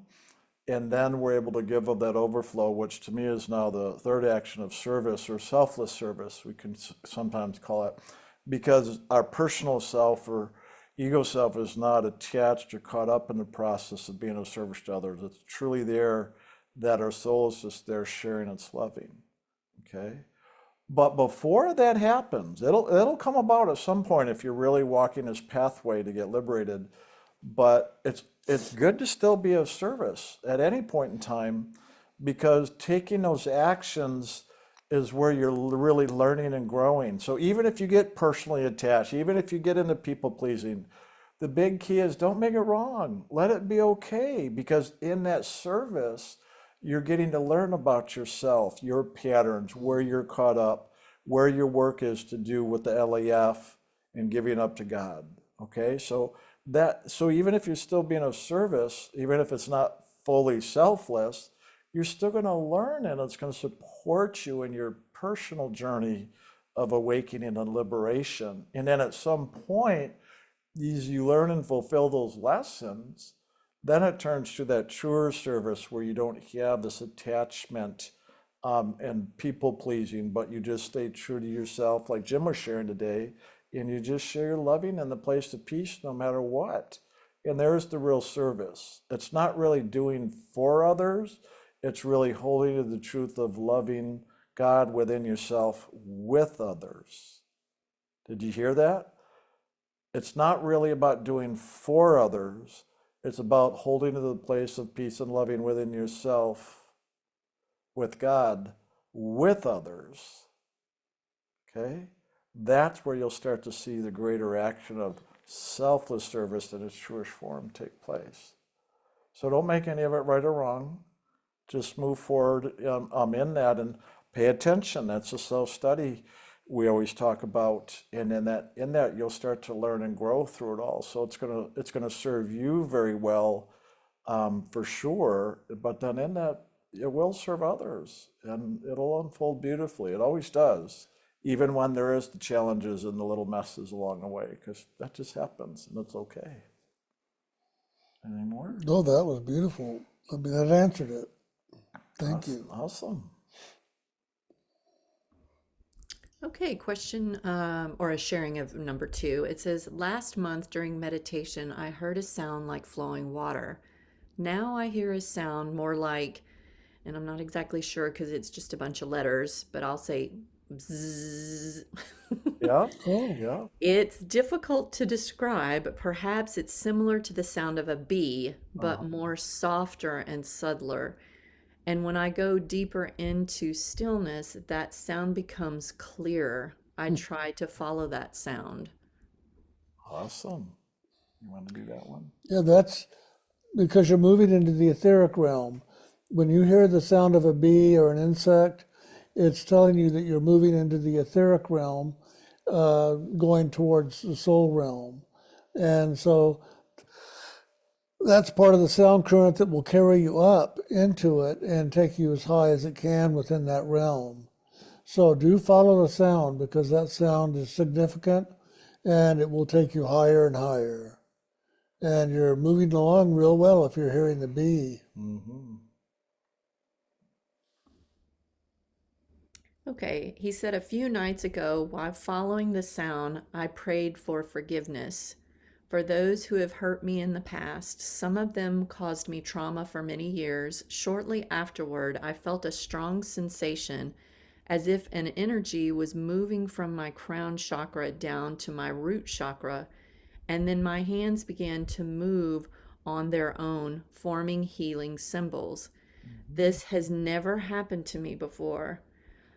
May I ask for your explanation about this experience, your loving initiate? I like this. This is the kind of stuff I went through. Oh my Yeah. gosh, that's awesome. Well, you're definitely on track and doing meditation, because when we can really do the meditation and open up to the sound current to that depth, and is literally being fully vulnerable right down to the physical level, as you said, the root chakra. So that's getting all the way into the body, even because our karmas are on all these levels, right? From the etheric, mind, emotions, imagination, and physical. So there are literally those karmic seeds in the body, in the cellular atomic structure, so that as we allow that sound current to fully move in us, such as the buzzing or the bees. I've got a new one. To be or not to be? Is it to biz or not to biz? Shakespeare is rolling over in his grave. I know Tanya's laughing too, but she's muted. So Yes. that was pretty corny, but it's still pretty. Yes. So when you allow that buzzing, and I'm aside from the jokes, that zzz, that's an energy, that sound current, when it enters into the body, it'll literally start to break up or detach where those physical karmas are, these energy fields that are literally attached into the physical structure of the body, that as we open fully and allow that light and sound of God in, then it comes in, and that frequency and vibration will literally detach the soul from where it's been caught up in there and release it. And as that happens, we can go through physiological shifts in our body, which can be forms of movement, jerking, twitching, feeling like a dead weight, feeling cold or hot, buzzing chicken skin, to feeling like paralyzed. There's so many different experiences that come, but one like you're talking about was something I actually practiced for a while, that when that action of the Holy Spirit moved through me, I'd allow myself to kind of move with it. And I'd find myself in the beginning years, it actually moved me in a way that I allowed my whole body to move, not just my arms, but literally I'd do literally a meditation where I'd allow for my whole body. And at times it'd take me into all these different yoga positions. And this is before I even knew about yoga, many years ago, before it got popular nowadays. But after I did that, I later learned about yoga, and some of the positions that energy moved me into were literally like yoga positions for the body. And then sometimes I'd just do my hands like I'm doing now, and I'd find the energy moving where, might come into a prayer hands or open up to spirit. A lot of Tai Chi, yogas, other things, more their original form came as a movement of the chi energy, okay? And that is part of what's going on too, is that the Holy Spirit's activating a lot of the chi energy more in the physical structure. A lot of that, I'm not gonna say a lot, but usually after a few years, it'll probably start to calm down a little more. But in the physical body, especially in the beginning years, that's, I'm not gonna say common, but it's not uncommon either. As the Holy Spirit is helping to release the soul from literally the physical attachments. And if anything, I don't want to get too esoteric here, but you can see why when you have some of these movements where you can see where certain things like different yogas, different, like I said, the Tai Chis, the different, even acupuncture and the meridians, all that came out of this greater movement, like what you're experiencing. And the masters of old, that's where they did. They would record and then develop systems out of that. Even though a lot of that deals more with the physical or metaphysical, that is still what we have to walk through as an initiate. As we're getting liberated, the Holy Spirit will wake us up and move our soul through these frequencies. And as we're moving through the frequencies to be released from the karmas, that we may go through the actual experience during our meditation or even follow up. For many years, I actually studied different holistic health things and acupuncture and massage and nutrition, all these things, because karmically, not only would I be aware of it moving through my body, but karmically, I participated in the world even to learn whatever lessons were there for me. So that's one, exciting and wonderful to hear you're having all these. I always like to say, just enjoy it. Enjoy it while it's happening, because over time it passes and you move on to something else and then something else. It always unfolds. So a lot of it is enjoy it while it's there and let it just unfold, surrender, let it move, and just be aware at some point it'll then move into something else and then something else.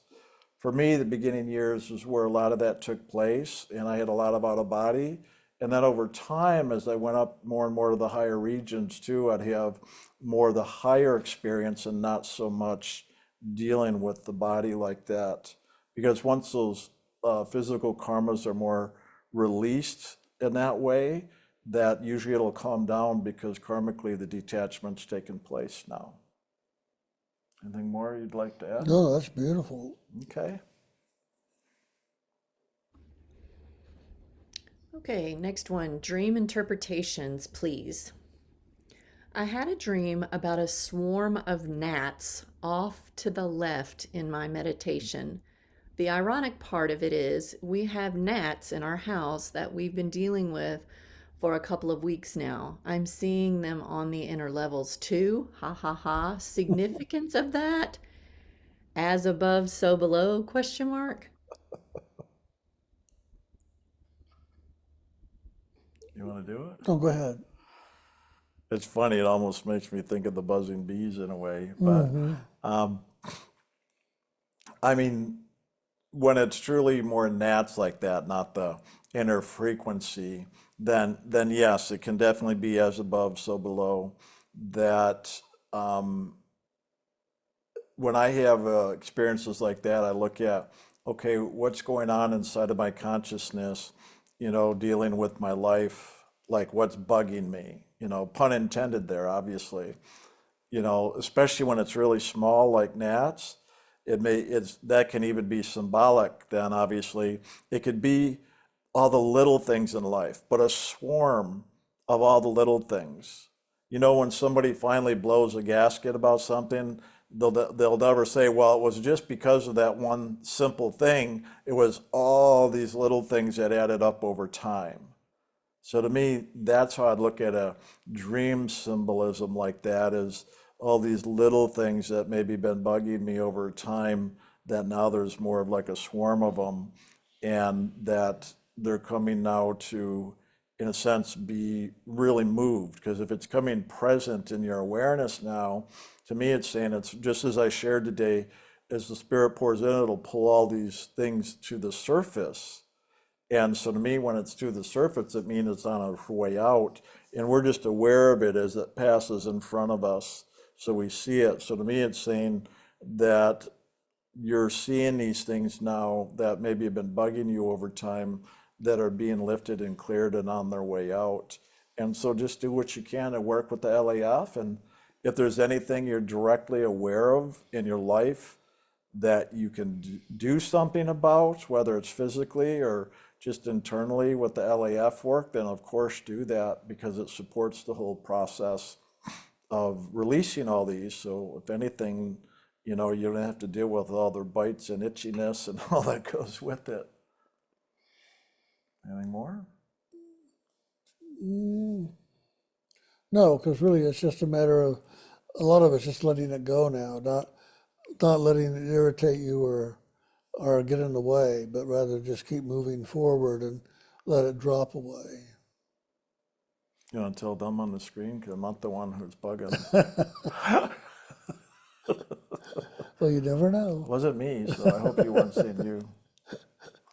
No, it's just a matter of now letting go of all that, both on the inner and the outer. Sometimes the inner will show itself into the world in the outer and be a reflection in the outer to remind us to pay attention to it all and realize that sometimes what you're seeing and hearing on the inner has to do with something in the outer, and you need to bring it into balance on the outer, and then the inner will also come into balance.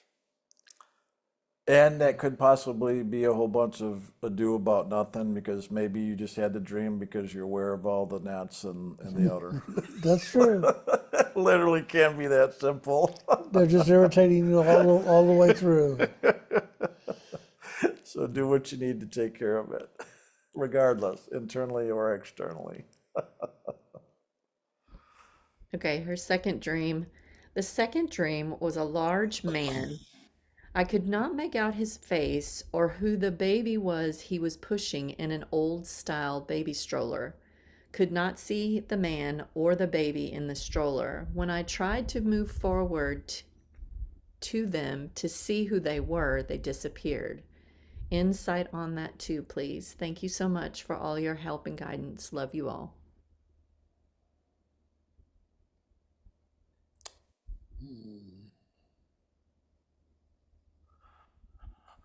That's a good one. I know I'd have to, I would say that it's having to do with something from the past life, that is maybe been following you around, and now it's being dismissed or let go of because it just disappeared. It went away. And so when things like that from the past come in, we don't need to figure it out. We don't need to understand it all. Sometimes we just need to let it go and keep moving because it doesn't really relate to this lifetime, but for whatever reason it shows up. And it's not that significant. It's just more important to keep moving forward than that.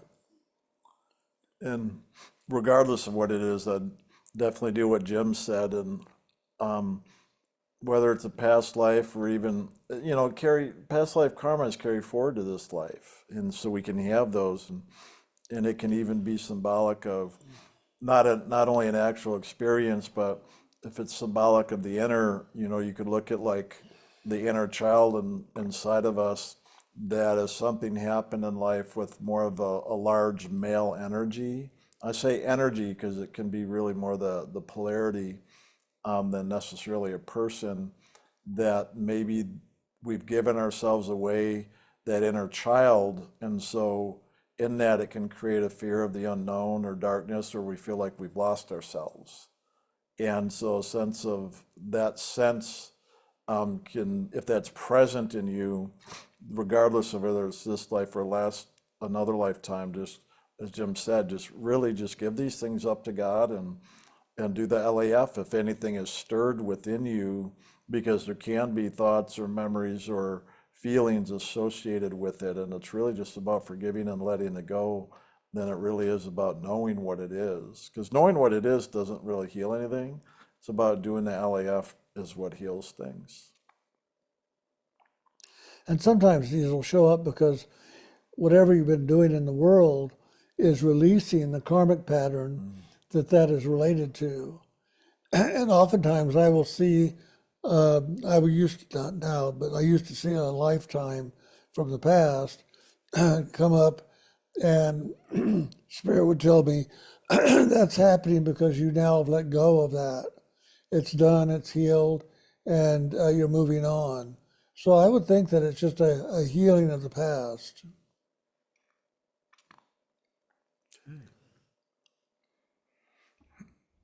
Okay, Q&A seeking guidance.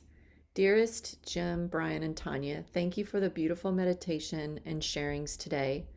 In today's meditation, there was an awareness that came forward. I saw how I have a desire to have an intimate companionship, one where I can share everything with another.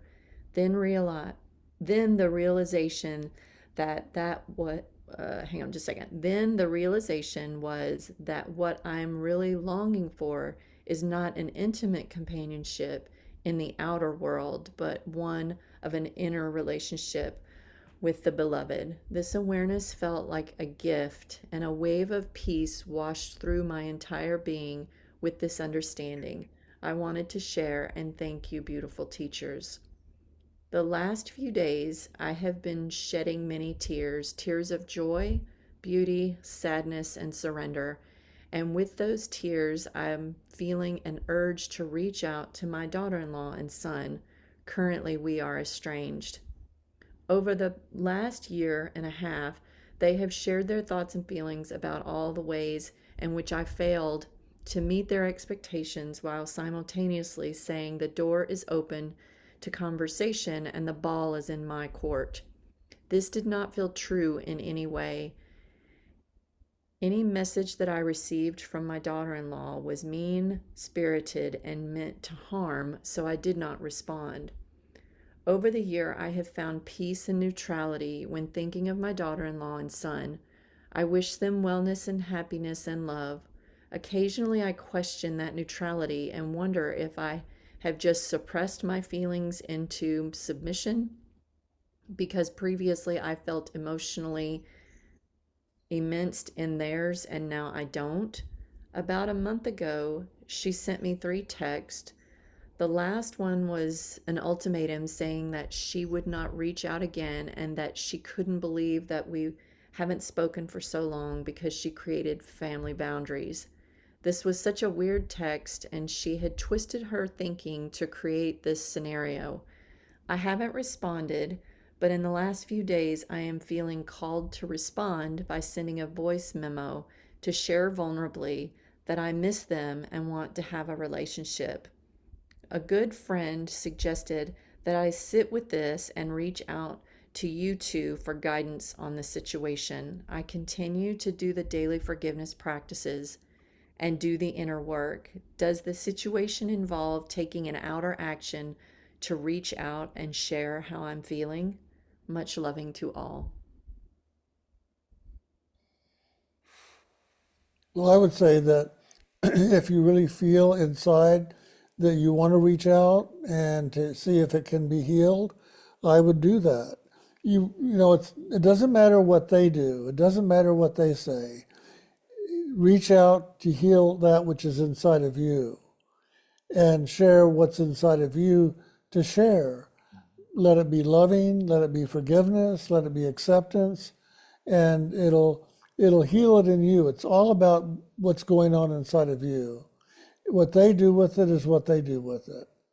And and good luck, um, to the whole process, because it is a challenge, because you're dealing with a different kind of a personality than where you're coming from, and their approach is very different, and it can be hard and heartachy kind of energy. So don't expect anything from her or from him. Just do it for you and let it heal that which is inside of you.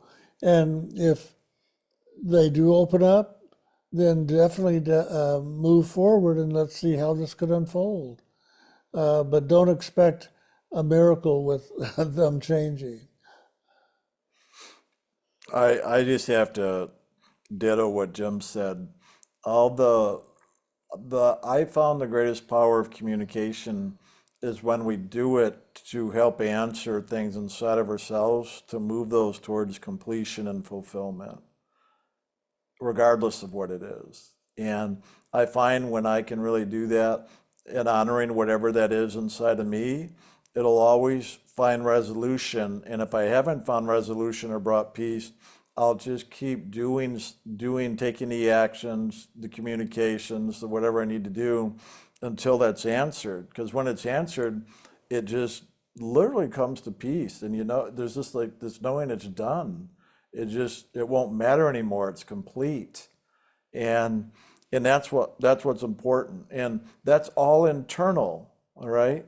If you can do all that just through meditation and LAF, fantastic. And If you need to do some outer things, such as communications and whatever, then you do that. It's called you do whatever you need to do to bring peace to whatever that is inside. That's the most important thing. Not to go into any communication with an argument or to try to get your way or prove a point or any of that, or to people please and then hurt yourself to make somebody else happy. None of that. It's all about just being true to yourself and honor. Just like Jim's talk today, being true to himself and holding to that place of peace and not allowing himself to get caught up in protests and outer fights. So it's just doing what you need to do to, not only hold to the peace, but do what you need to do to get to peace. And if you're already in peace, like you're saying, then you're already in a good place that you can share from that place. And then if, it just doesn't work, it's okay because you're still in peace. That's the most important part, not if you have an outer relationship or not, but that you're in peace. And then from that place, if the outer relationship can transform, wonderful. But that's, up to the other people as well. So I always say, give it a go, and you'll find out from that if it's going to work in the outer. But just realize it's not about the outer. You need to do it, as Jim just said, for yourself. And that's the most important thing, to do that. And keep doing it until you come to that place of peace. So definitely write things out, do the LAF work, and then share from there.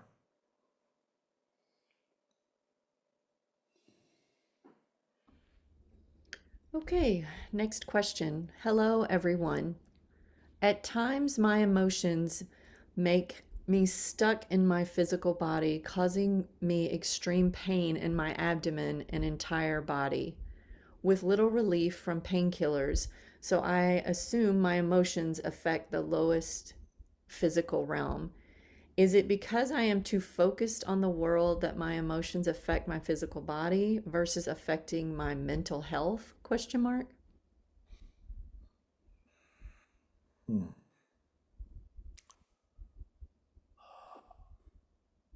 It always comes back to the inner.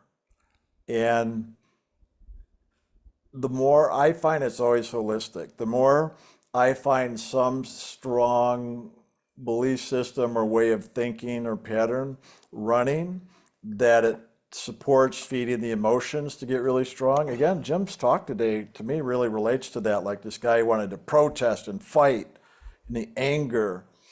The bigger the energy, the more physically engrossed it's going to become, more manifest. And so it just depends. So if there's anger or upset behind the energy, then it is going to cause more physical problems. Okay? And remember, there's two sides of the same coin. There's passive and there's aggressive. There's angry, there's apathy. So we can fall on either side of the coin or back and forth. All right? And so to look at what's running inside of you that you feel so caught up in the physical that's causing even the physical issues, because it all ties together. What I found that the more I do the meditation and the LAF work, like go through the LAF workbook, do some of the guided forgiveness meditations, as I do the inner work and it opens up and the loving pours in, at some point I'll get some kind of a knowing what I can do even physically to support myself, whether that's dietary, nutrition, exercise, doctors, whatever it is. Usually some level of awareness will come in when I really do the meditation and LAF work, because that just opens the doors. As I was sharing today, it opens the doors. And it's just getting those doors open that we get ourselves in alignment. So then as spirit comes in, it'll really bring the awareness that's going to best support us to learn our lessons, to fulfill our karma so we get free of them. Okay? So to me, the greater the physical disturbance, there's usually something inwardly, mentally, emotionally, and from the imagination that has built an energy to now physically manifest in a stronger way. So I've learned to work it holistically, in all those ways, but always starting with God first and then God only. So God first and let God only come through all the levels and however that practically manifests in the world for you as well. That's good. I really would agree with that. Can you read that one more time, Tanya? Yeah, I was going to apologize. I may have cut it off a little bit too soon because there was another statement below Okay. that might help give a little bit more clarification. Do you want me to read the whole thing together or just the Yeah, second yeah. part? Okay, let me go back and start. So sorry about that. At times, my emotions make me stuck in my physical body, causing me extreme pain in my abdomen and entire body with little relief from painkillers. So I assume my emotions affect the lowest physical realm. Is it because I am too focused on the world that my emotions affect my physical body versus affecting just my mental health? The second part that I didn't put in there was I had asked about physical pains in the confessions and counselings, and I got back, be with it until it moves and pay attention to my lesson. Is there more to this? Question mark. As this is not enough to help me so far. Thank you for being so present with us all. Well, I stand by what I said then. So, yeah, it's always start with being with it, like I shared in the class, because that's where that's really more a meditative state to open the spirit so that spirit can come in and then begin the process of the loving to now move into the karmic pattern so that one, it starts to release it on that spiritual level, but then we've got to do those steps to open our mind, to open our emotions, imagination, and body to be receptive so that it's through every single level.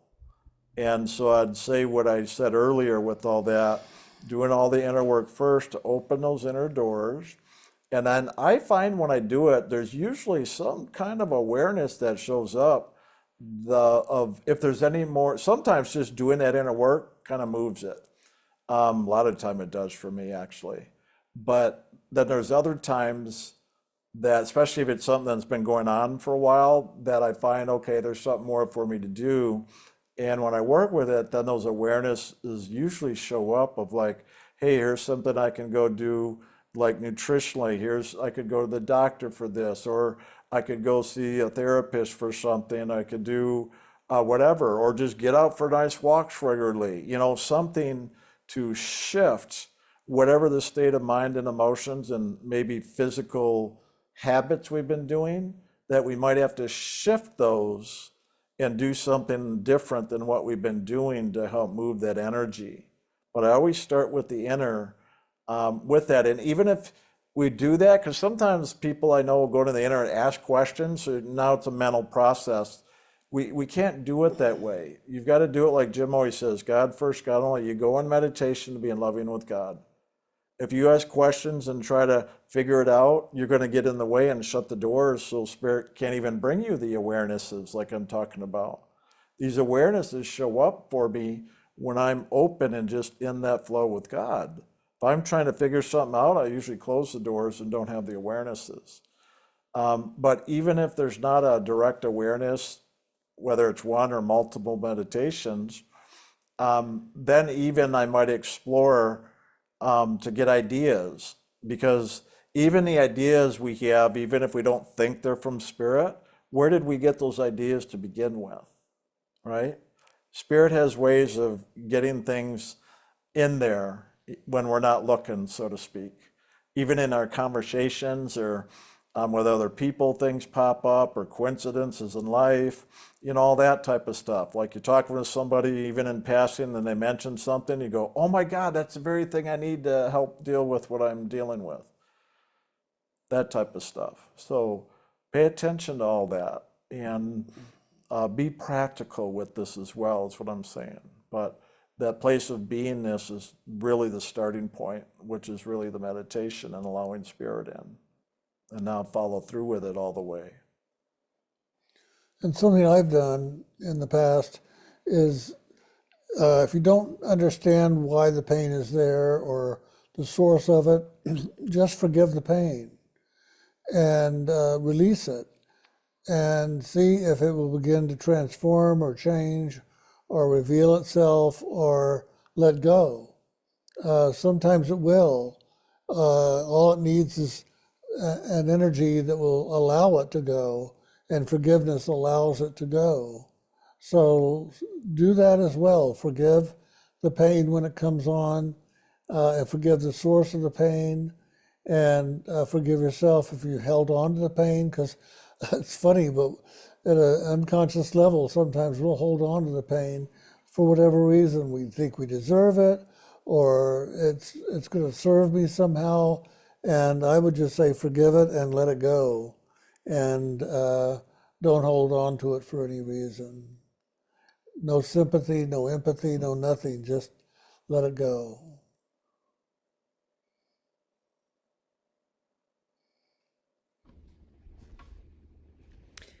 Okay. Are you pretty warmed up now, Brian?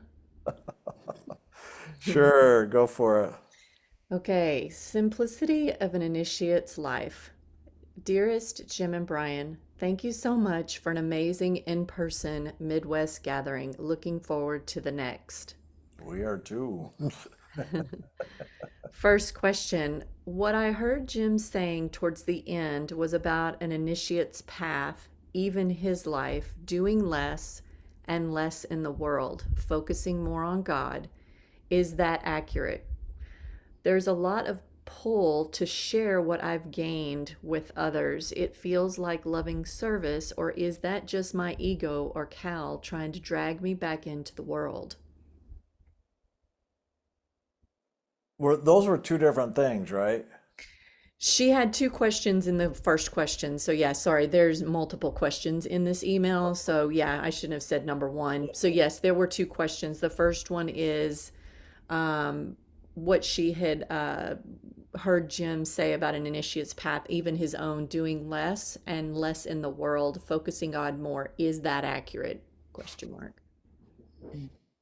I Um, should, what? I should let you answer, but yes, that's accurate what he said, but let's build on that. Yeah, I would say mainly I'm letting go of some of the things because of age. It's just more, it's more challenging to handle the load I used to handle with counselings and working with people and everything.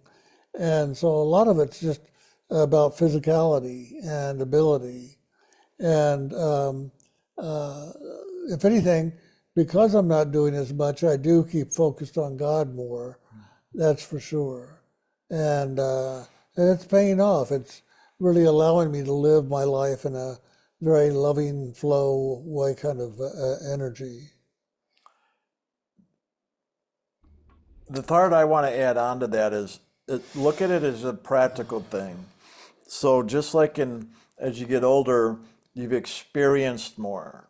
And think about it when you're a lot younger. Are you still doing all those things like you did as a kid? Probably not. That's because once we've had the experience and we've learned whatever we needed to in the experience, there's no need to do it anymore. So the more that happens over time, which of course as we get older, a lot more has happened. So there's not so much in the world that we're seeking to have experience with anymore. So in other words, I'm saying this is a very practical thing, but especially as an initiate, that as we work through these experiences and get free of those karmas, we're just not going to have the desire or motivation to do that much in the world anymore because we've really done most of what we needed to. And so our life can be a lot more simple and maybe not so active in the world. But if you are active in the world, that's because there's yet more to experience. And that's great. It doesn't matter what it is. It's I'm saying this because I don't want people to take the information and think, oh, as an initiate, I need to do less. No, sometimes you need to do more, but I'm saying be practical and follow that um, the natural wanting or desire to do things. Because if we really want to do something, it's usually because there's something there for us to learn. So follow through with it until it's answered and like, wow, okay, I don't care to do it anymore. Simple example, I grew up in Michigan, loved winter activities, loved snowmobiling, skiing, sliding, snowball fights, jumping off roofs into snow drifts, loved doing all that stuff. Could care less now. See, so that's like a simple way to look at it. It's like, I don't have a desire to do it anymore. As a kid, I could hardly wait to get outside and go do all that stuff and have a fun time. Now it just doesn't matter. Now, if I did something like that, sure, it'd probably be nice, it'd be fun, but I don't have a desire to anymore. It's like I'm not motivated, like, oh my God, I got to go do that today. So it's that type of thing that pay attention to that. And as you really get your karmas done, those things just drop away because you've done them, you fulfilled them. And and remember, as an initiate, our goal is soul liberation. So the more liberated you get, there's a lot less for you to do or to experience because you've done it all. And whether it's another life or this life. So let it be practical. Don't make it a new thing to do less, thinking, well, I need to do less to be an initiate. No, don't do that to yourself. That's like trying to not create karma, and all you're doing is avoiding and suppressing what you need to handle. We just don't want people to set themselves up that way. True, very true. Yeah, the second part of that first section was there's a pull to share what I've gained with others. It feels like loving service, or Mhm. is that just my ego or Cal trying to drag me back into the world? It can be either one. And in a way, it almost doesn't matter because if you heard what I just said, if it's something where you're like, I just want to do it, like, and if it is from the ego, well, then there's karmic lessons for you. You don't want to avoid that. You go do it so you have your experience and learn and grow from it. That's what matters. And if it's truly just a service, that it's just to share your loving, well, great. As you go and do it, it'll get clear. But either way, it's good to go do it. If there's a real desire there, regardless if it's from the ego or the soul, go do it. Literally, go do it so you don't avoid anything. And again, if it's from the ego, you're going to work through your karmas, and that's a good thing. And if it's from the soul, it's going to truly be of service, and that's a good thing. Either way, it's a good thing. You want to add to it? No, that's a good thing. To biz or not to biz? Definitely we want to biz. To be or not to be. I like that. Go for it, Tanya. All right, the next section. What is the eternal now? Where is it, or what is it? I was Where I is it was and what in is it, huh? it? That's good. I love how that question. Yeah. I was in it for a bit, and that's the words I heard. I don't know how I got there. Would love to stay there if you know how. We know how. So does the person writing the question know how. You want to talk to that? Because you actually used those. You've talked about the eternal now in the past. I think you did a talk on it even. Yeah. The eternal now is living in the moment, living in this very moment, because in that very moment is eternity. And when you can enter into that moment in its fullness, it opens up, and you know then that you're moving in the eternal moment rather than in the moment of the world, 1, 2, 3, 4, present, past, future, on and on.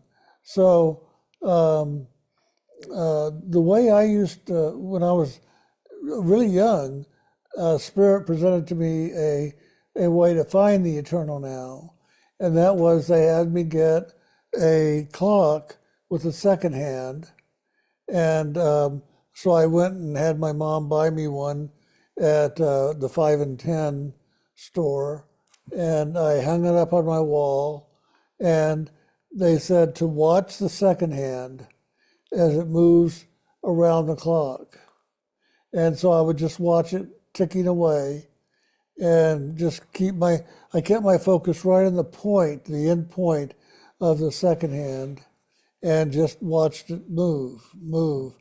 And I would just keep watching, and a few days went by, and then all of a sudden, the second hand moved to the next second, and then it seemed like everything stopped. And I went into the eternal.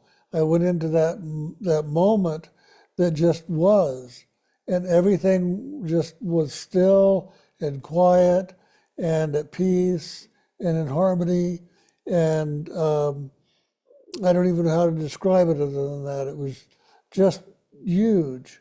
And then all of a sudden, the second hand moved, and I was back in the world. But when I was in that moment where the second hand seemed to stop, I wasn't aware of the world around me. I wasn't aware of things that needed to get done. I wasn't aware of anything but just that moment. And that's the moment we're always striving for in meditation, as well as in our daily lives, is how to live in that moment where everything is in harmony and peace and oneness. And I think it can be accomplished. I never have lived in the eternal moment on and on and on. I've experienced the eternal moment come up periodically, here and there. And it just is a constant reminder to me of what this is really all about, and not to get caught up in the jargon and the noise and all that of the world, but rather keep looking for that place of quiet and peacefulness in every moment. And to answer directly in a funny way, but true. So you asked, where is it as well as how? So where is it is right here. It's right now. That's right. It's here and now. So I know most of us have heard that phrase. It's a spiritual teaching passed through the ages. Spirit is always in the here and now in this moment. So it's always here, wherever you're at, in other words. It's right here and right now.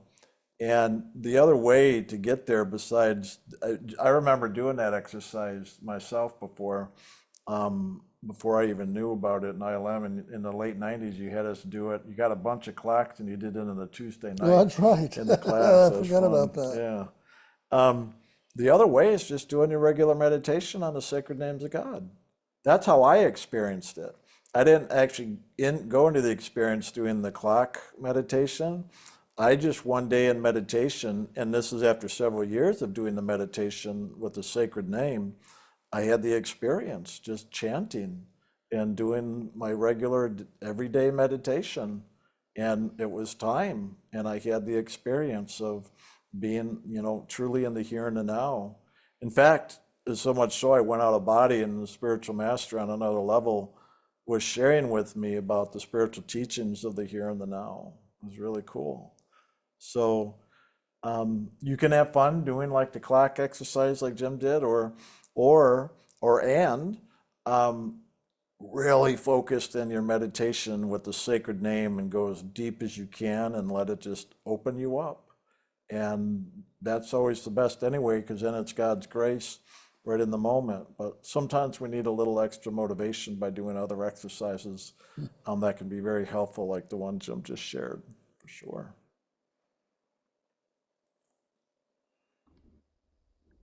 Okay. And her last question in this particular email, it says, can you please speak more of beyond God? Somehow I never heard of that before. Thank you, thank you, thank you. Much loving and grace. That was fun. We had a nice conversation in the open meeting, actually, Yeah. in the Midwest. And just so y'all know, we have talked about Beyond God multiple times, but the main CD, there's several talks online, but The Story of Creation is the name of the CD. So if you go to our website and look up Story of Creation, I think it's The Story of Creation. Jim talks about that on there, as well as the levels of soul and beyond. You talk about it, but the real good one is The Story of Creation. You talk about that. But we'll talk about it here and now as well. So say the question again. Hang on one second. Let Was it me. just to talk about it more, or what was it Yeah, just actually? share Yeah, with can you about it. please speak more of beyond God? Somehow I never Okay. heard of that before. Well, obviously this person was at the meeting, so they heard that. And hopefully, I don't know, that's up to you, Tanya. You can let us know if you have an idea when we might have those recordings available to post online. But eventually we'll have that online for you guys to listen to as well. Um, but I'll start off, and then Jim can go more because we have both similar and different ways of talking about it. For me, when I experienced, I have a couple times now, but I remember the first time, the clearest thing that happened to me when I went into that, and the it's interesting to talk about beyond God. So the way I've described it, every time I talk about it, my experience was we hear these things about like beingness. And we talk about the ocean of loving that is in the beingness of God, okay? So there's that beingness of God, but God created the heavens and the earth, okay? So even the beingness of God that we know of here is creation. God created. So there's something to experience. So we experience being in that ocean of loving, okay? There's movement, there's experience. When I went beyond God, or that source of pure loving that God is a part of and expressed from and created from all that is within God that we're experiencing here, is what I call the true pure beingness, where there's no creation. Nothing is created there. Creation is what God did from and out of that pure beingness of loving itself. Okay? So that pure beingness of loving, where there's no creation, there's nothing to experience. So when I was there, it was literally non-experiential. Non-experiential. Just the pure beingness of loving itself. Loving itself, the pure beingness. And in that loving, there's like cells within the loving. Just like we talk about the soul is like a cell in the body of God, well, that's what this pure beingness of loving is. That's non-experiential. There's like cells of just loving, just all loving. I can't even call it an ocean because it's beyond an ocean. No. Yeah, it's just beyond that. So it's hard to refer it to even like the realms of spirit. But in that, the words for me were non-experiential because there's no creation, nothing to experience. It is the true state of beingness of the loving itself that is all one with see, lots of words. Done. Your turn. Well, we have God that we're focused on in our meditation, but God came out of a different source. It was where God was one with the eternal source of loving. And in that oneness, God became self aware. And when it became self aware, it moved away from the oneness and began to experience the opportunity to create as it wanted to create. And so he created the spiritual and the soul realm and then a void.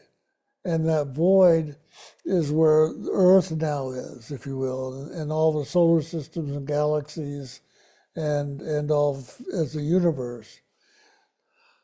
So that which is beyond God is just that. It's that which is the source of all loving, the true, pure loving. And it just is ever in existence as loving. And God is ever in that flow of loving, but God has separated itself from the fullness of it in order to become a creator and to create anew. And I don't even know how else to put it. I know it. You have to really experience it. And that's what meditation is about. That's what merging with God is about. Because when you merge with God, you'll also begin to merge into the greater understanding of that which is the source of God.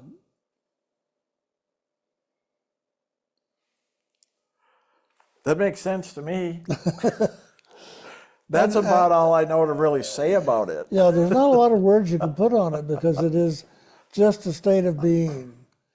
And it I can't say it influences directly, but it does in a way, I'm sure.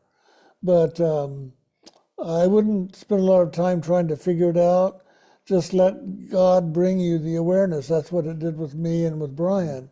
It will bring to you the awareness when it's time for you to really understand it. But right now, just focus in merging with God in your meditation and let God do the rest. And that's all we can do in truth. Anytime you try to do something of your own willfulness, you'll just block it. You have to give it up completely and just focus on loving God and God first, God only. We mean it. Jim always said, the most important thing is seek first the kingdom of God and all else will be added.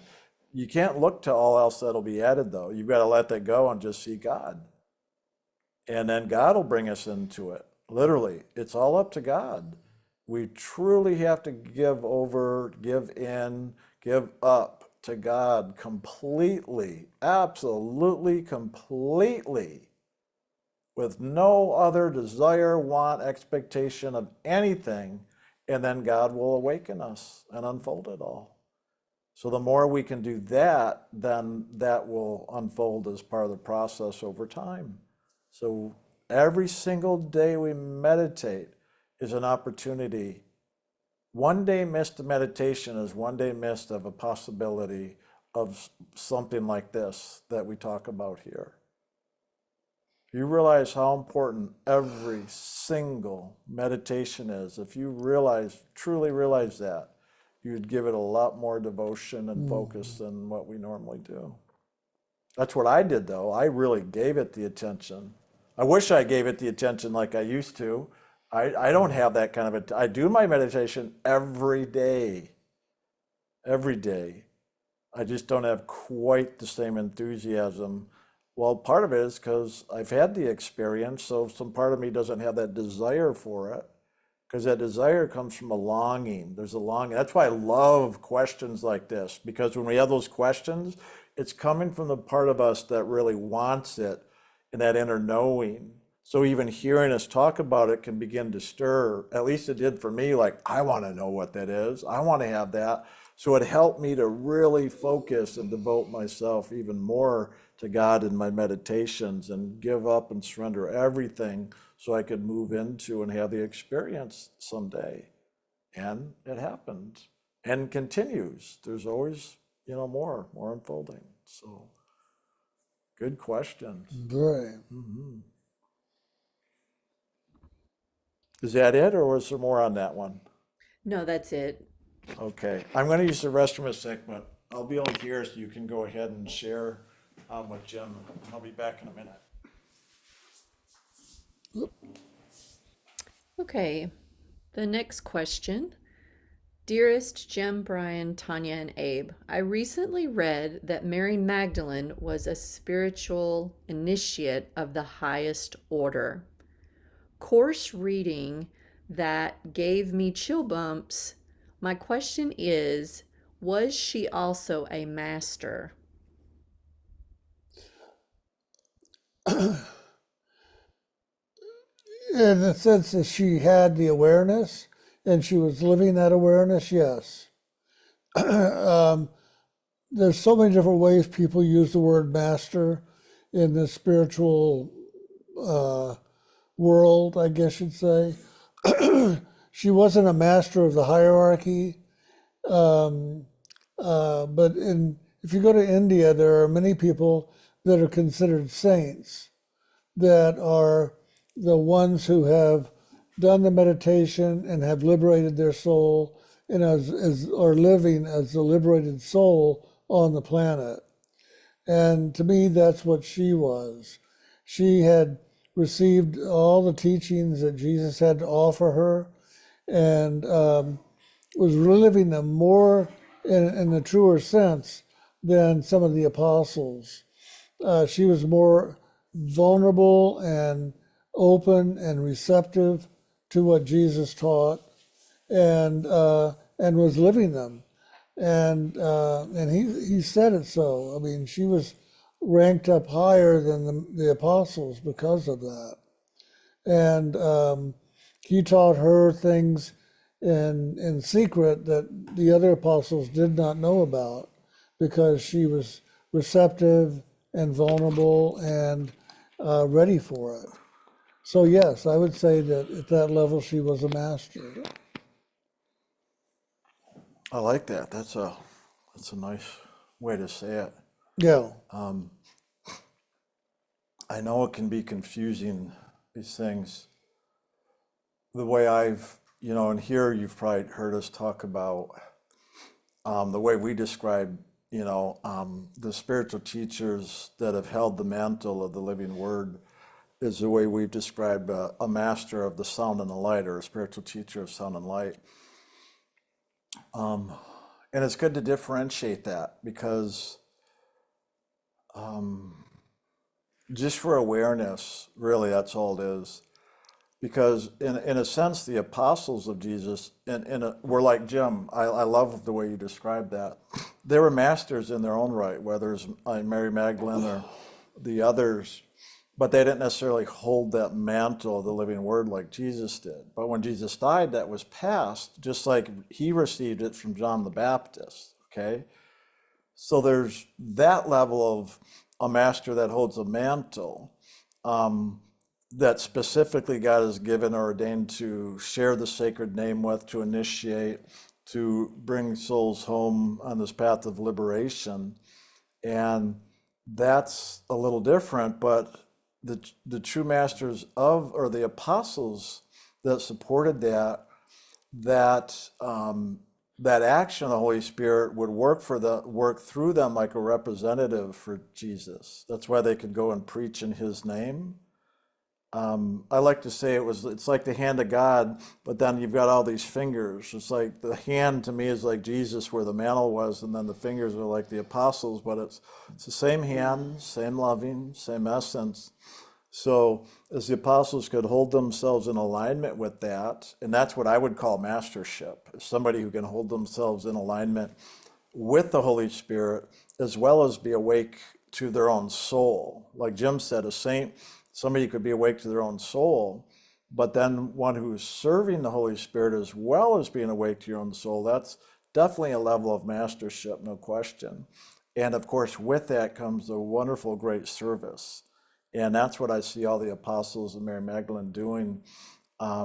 She's one of the apostles as far as I'm concerned, even though not officially, but to look at it that way, because they shared, and they even could do initiations for Jesus in that, because that level of self-mastery as well as an alignment with the Holy Spirit to do the service.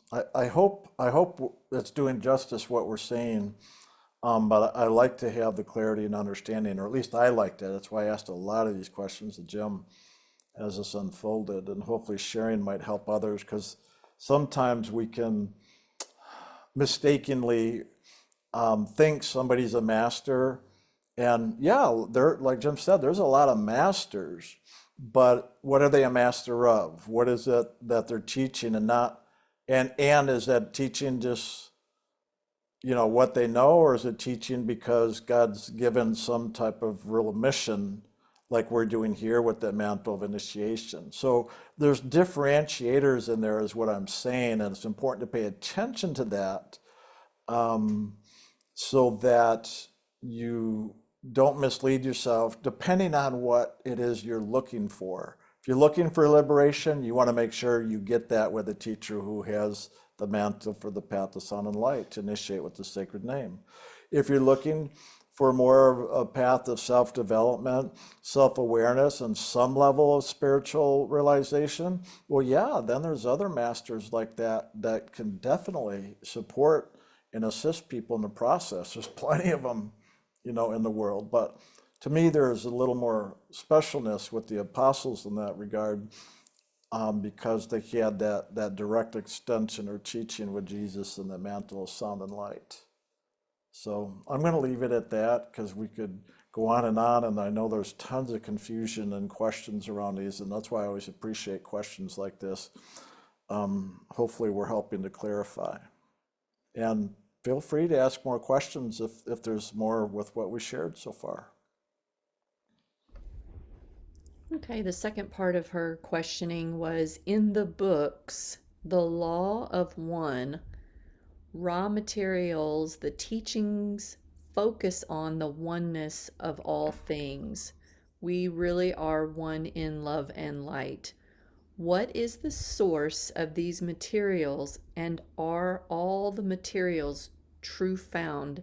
Are they true found in these materials? What was the name of the materials again?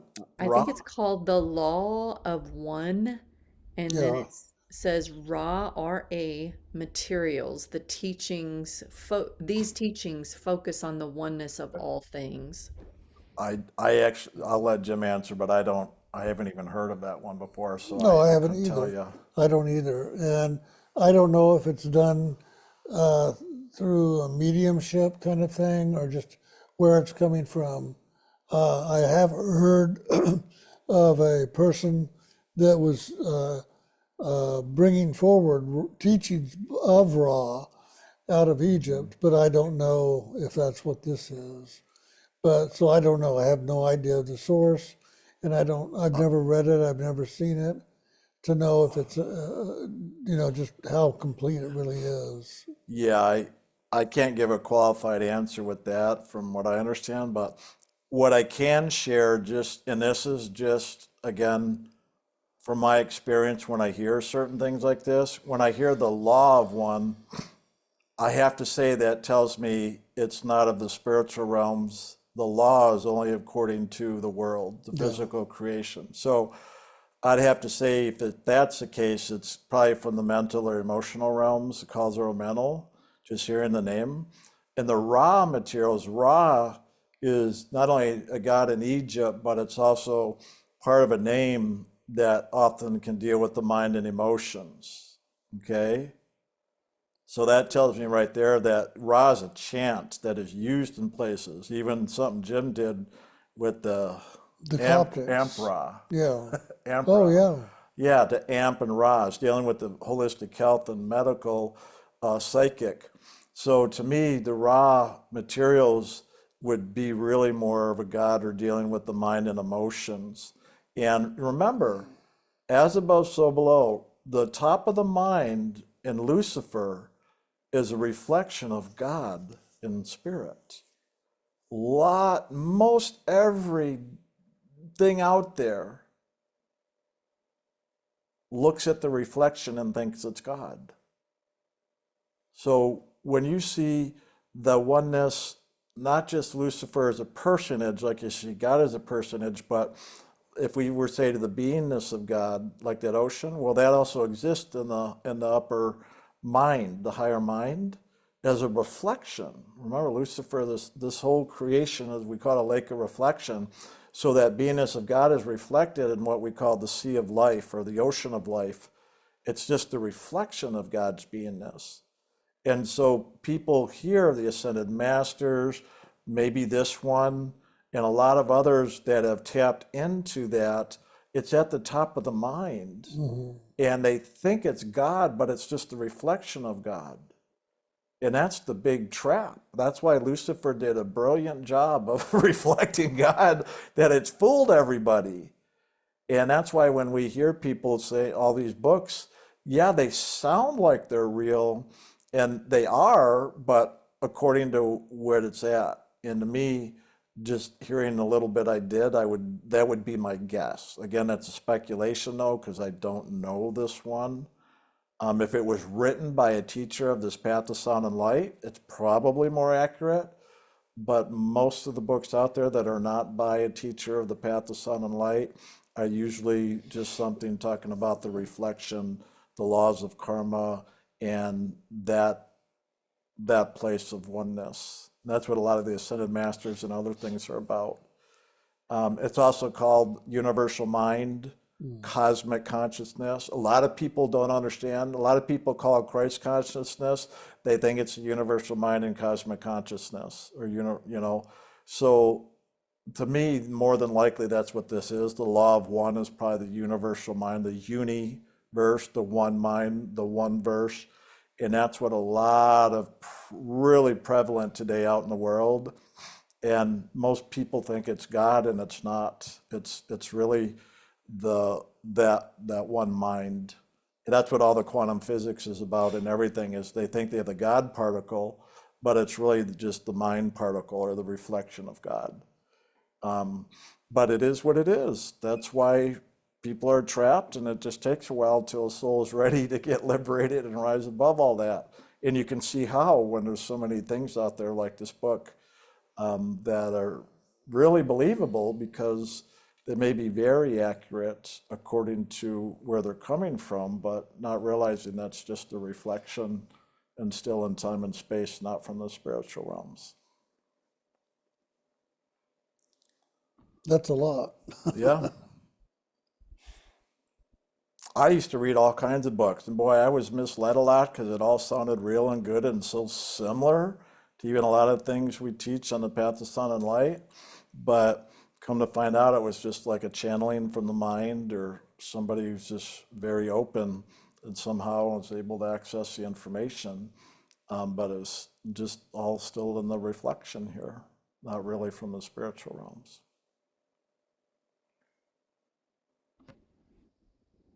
Okay, surprisingly, this is the last question. Wow. No, very good.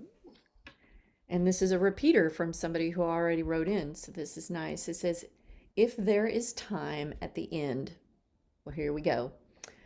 I was just listening to a talk and meditation. It talks about the more you choose the Holy Spirit, your addictions and things will just fall away.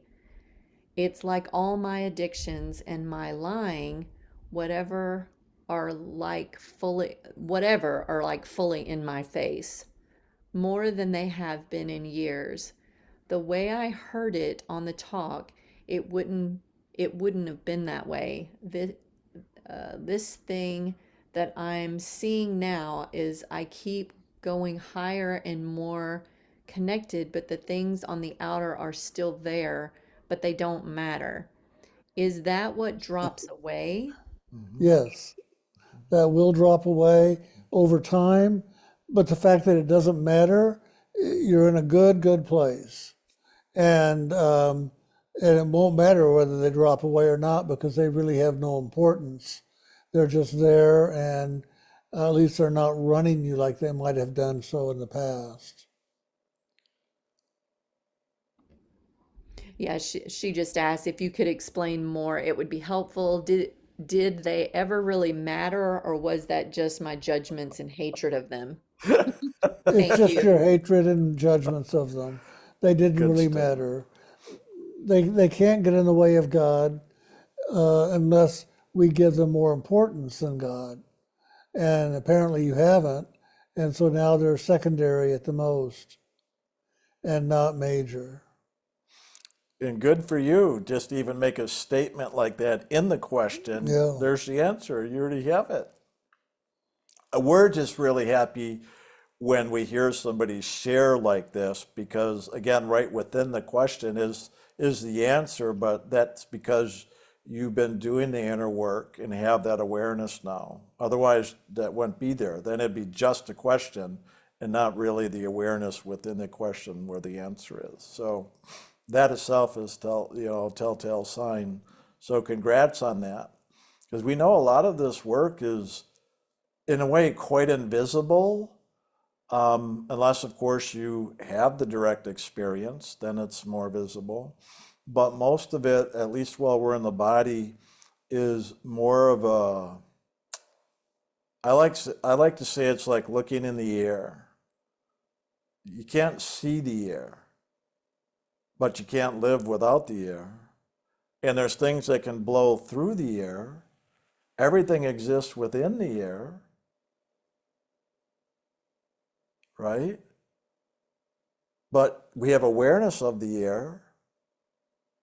So it's almost, a lot of these spiritual things are almost like the air. But within the air is everything we see us. So in the spirit there's everything to see.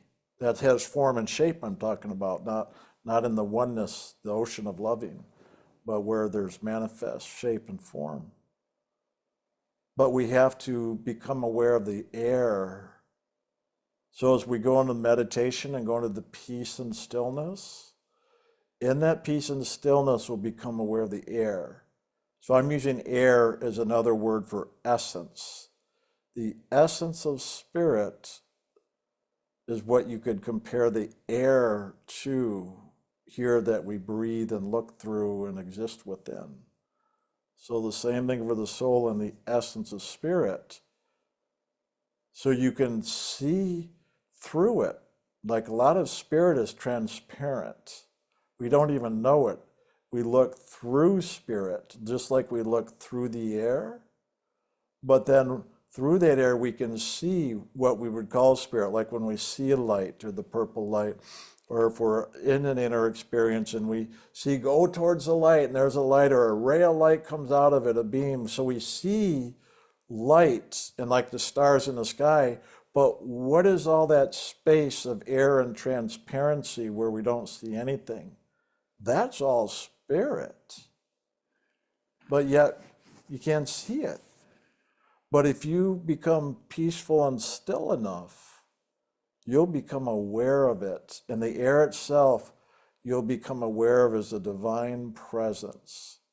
That essence of spirit, that divine presence that you can't see like you can't see the air, well, that's still spirit. That is always there. It always exists, even right in the physical air, because everything exists within that. It's only when there's a movement, an expression, a shape or a form, a manifestation, a creation that we see that we often associate as spiritual or non-spiritual. But yet the air essence itself is spirit. And I just came to this awareness as I had all these out-of-body experiences as well as in-body, because I'd find myself looking for experience, and I'd find myself floating in outer space, nothing going on, no experience, just floating. I'd be chanting the name, calling on God, Jim, spiritual teachers, nothing would happen. And so I'm like, okay. So in a way I was addicted to activity, doing, movement. So I had to let go of all that and literally come back into myself. This is why I'm out of body, very real experience, like if I were in the middle of outer space somewhere and off way, way in the distance were faint stars. And I just got quiet, right there floating, and I went right into the seat of the soul. And as I did, all of a sudden I became aware that every space, every little thing, everything around me was spirit. I could feel the divine presence in that deep stillness, spirit that I was in and part of. And that's what was suspending me in mid-space, was spirit. And it started to become almost tangible, like if my body were floating in water. I literally started to feel it like that, like if I were floating in water, but it was not water. It was just divine presence that permeated everything. And within that, you could see different movements and stars and other things. And that's what's really happening. So if we can just go into meditation and go into the stillness, I mean, God, you hear that all the time, especially with Jim, peace be still. He talks about that all the time. For that reason, that peace be still happens when you go into that eternal moment of the here and the now, and just one pointed focus, just being. And within that still point of beingness is where everything can wake up now and we'll become aware of the essence of spirit in the air as well as then at some point when we wake up. As soon as I connected into that and I was there, then all of a sudden, boom, I took off like a rocket because I had the experience I needed, and then the Holy Spirit shot me upwards, right on up into spiritual realms. That's where you learn to just focus in the here and now, going nowhere, no matter where you're at, in the body, out of body, doesn't matter. And as you do, the Holy Spirit, then your still point, your access point is right here, seat of the soul, no matter what level you're in the body or out of body. It's still the same place, everywhere, always. Even when I went beyond God, it was the same thing. I had to go into that still point, and then boom, I was beyond God. But this is always the case where I just went out of the body in the astral realm, the causal, mental, etheric, soul, spirit, all of it always went through this point. So you just surrender to that and bring your focus one point at a still point. That's your doorway to the eternal now and the pure beingness of loving itself on every level. It's all you have to do. And as soon as you do, you will take off like a rocket as soon as you enter that point. And then boom, spirit truly handles the rest. And that's where you'll find yourself moving into awakening, illumination, I don't care what you call it, and you'll become aware and awake of all these different things, just like you hear Jim and I share about all the time. That's how we did it. That's how it's always done. It's always been taught. Same thing, maybe a little different words here and there, but it's always the same process. True, true. So there we go. Well, thank you. Has anything else come in, Tanya, or is that now really the last one? Did we lose Tanya? Oh, I think we lost Tanya. I can check. Hold on, let me open. Thanks, Kelsey. Yeah. Oh, she did. She texted me, help, please. Okay. Um, Oh, that's funny. Oh, Abe said our internet dropped. I'll be darned. Oh there- my gosh. That may be There the is reason one why I more. went off. Oh, there's one more? you want me to read it? Can you hear me? Yes. Because I have a headset on. Does it sound okay? Oh yeah, we fine. hear you loud and clear. Thank you. Yes, please Okay. do. I feel like I'm yelling. I'll turn our volume down then. So. No, it's fine. Okay, you can hear me okay? I just Yep. Very lifted it good. off my ear. Okay, so yeah, one came in. Dear Jim and Brian, I am remembering correctly. Oh, sorry. Am I remembering correctly that I've heard one of you say that Krishna was a teacher and master of the path of sound and light? Has either of you had any inner experiences with him as a teacher? Who was I was it? raised with teachings of Krishna, but Krishna. Oh, Krishna. only ever felt a connection with what I was taught was an incarnation of Krishna in another of his lives, named Lord Chaitanya. Chaitanya, I think is how you pronounce it.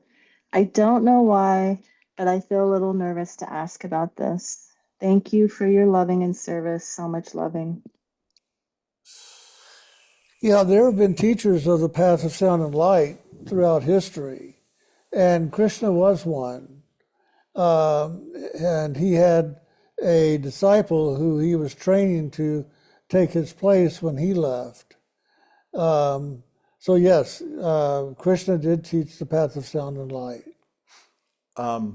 He's probably more well known, as you know, Krishna, they always show him with blue skin. So he was either an alien ET.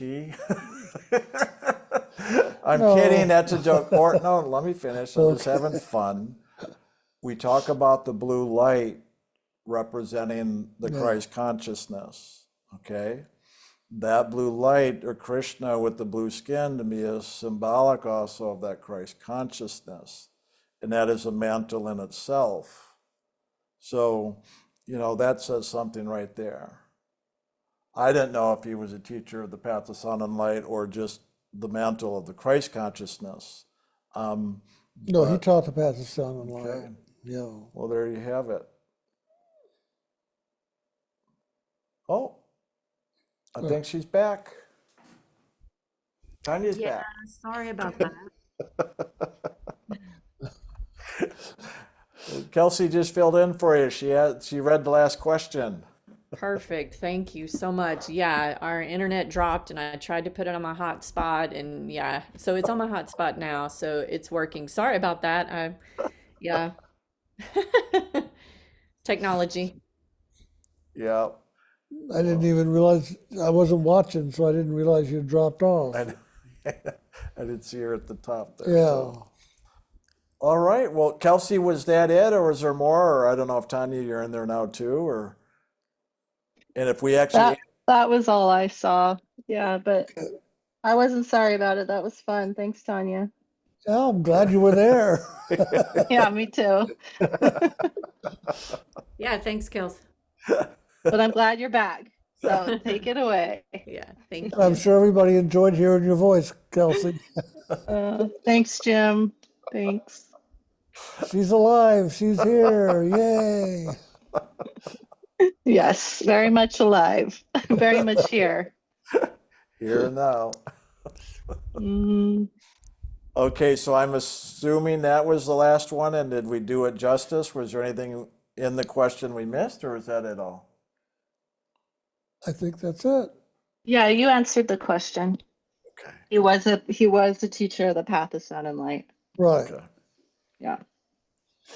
Okay, Tanya, all you. Bye-bye. Yeah, yeah, love you too. Yeah, thank you so much for chiming in. Yeah, that was the last question. Awesome. Well, very good. Well, it was a real blessing to be able to do this today. And thank you all very much for participating, however you did, including the questions. And I look forward to the next time. Amen to that.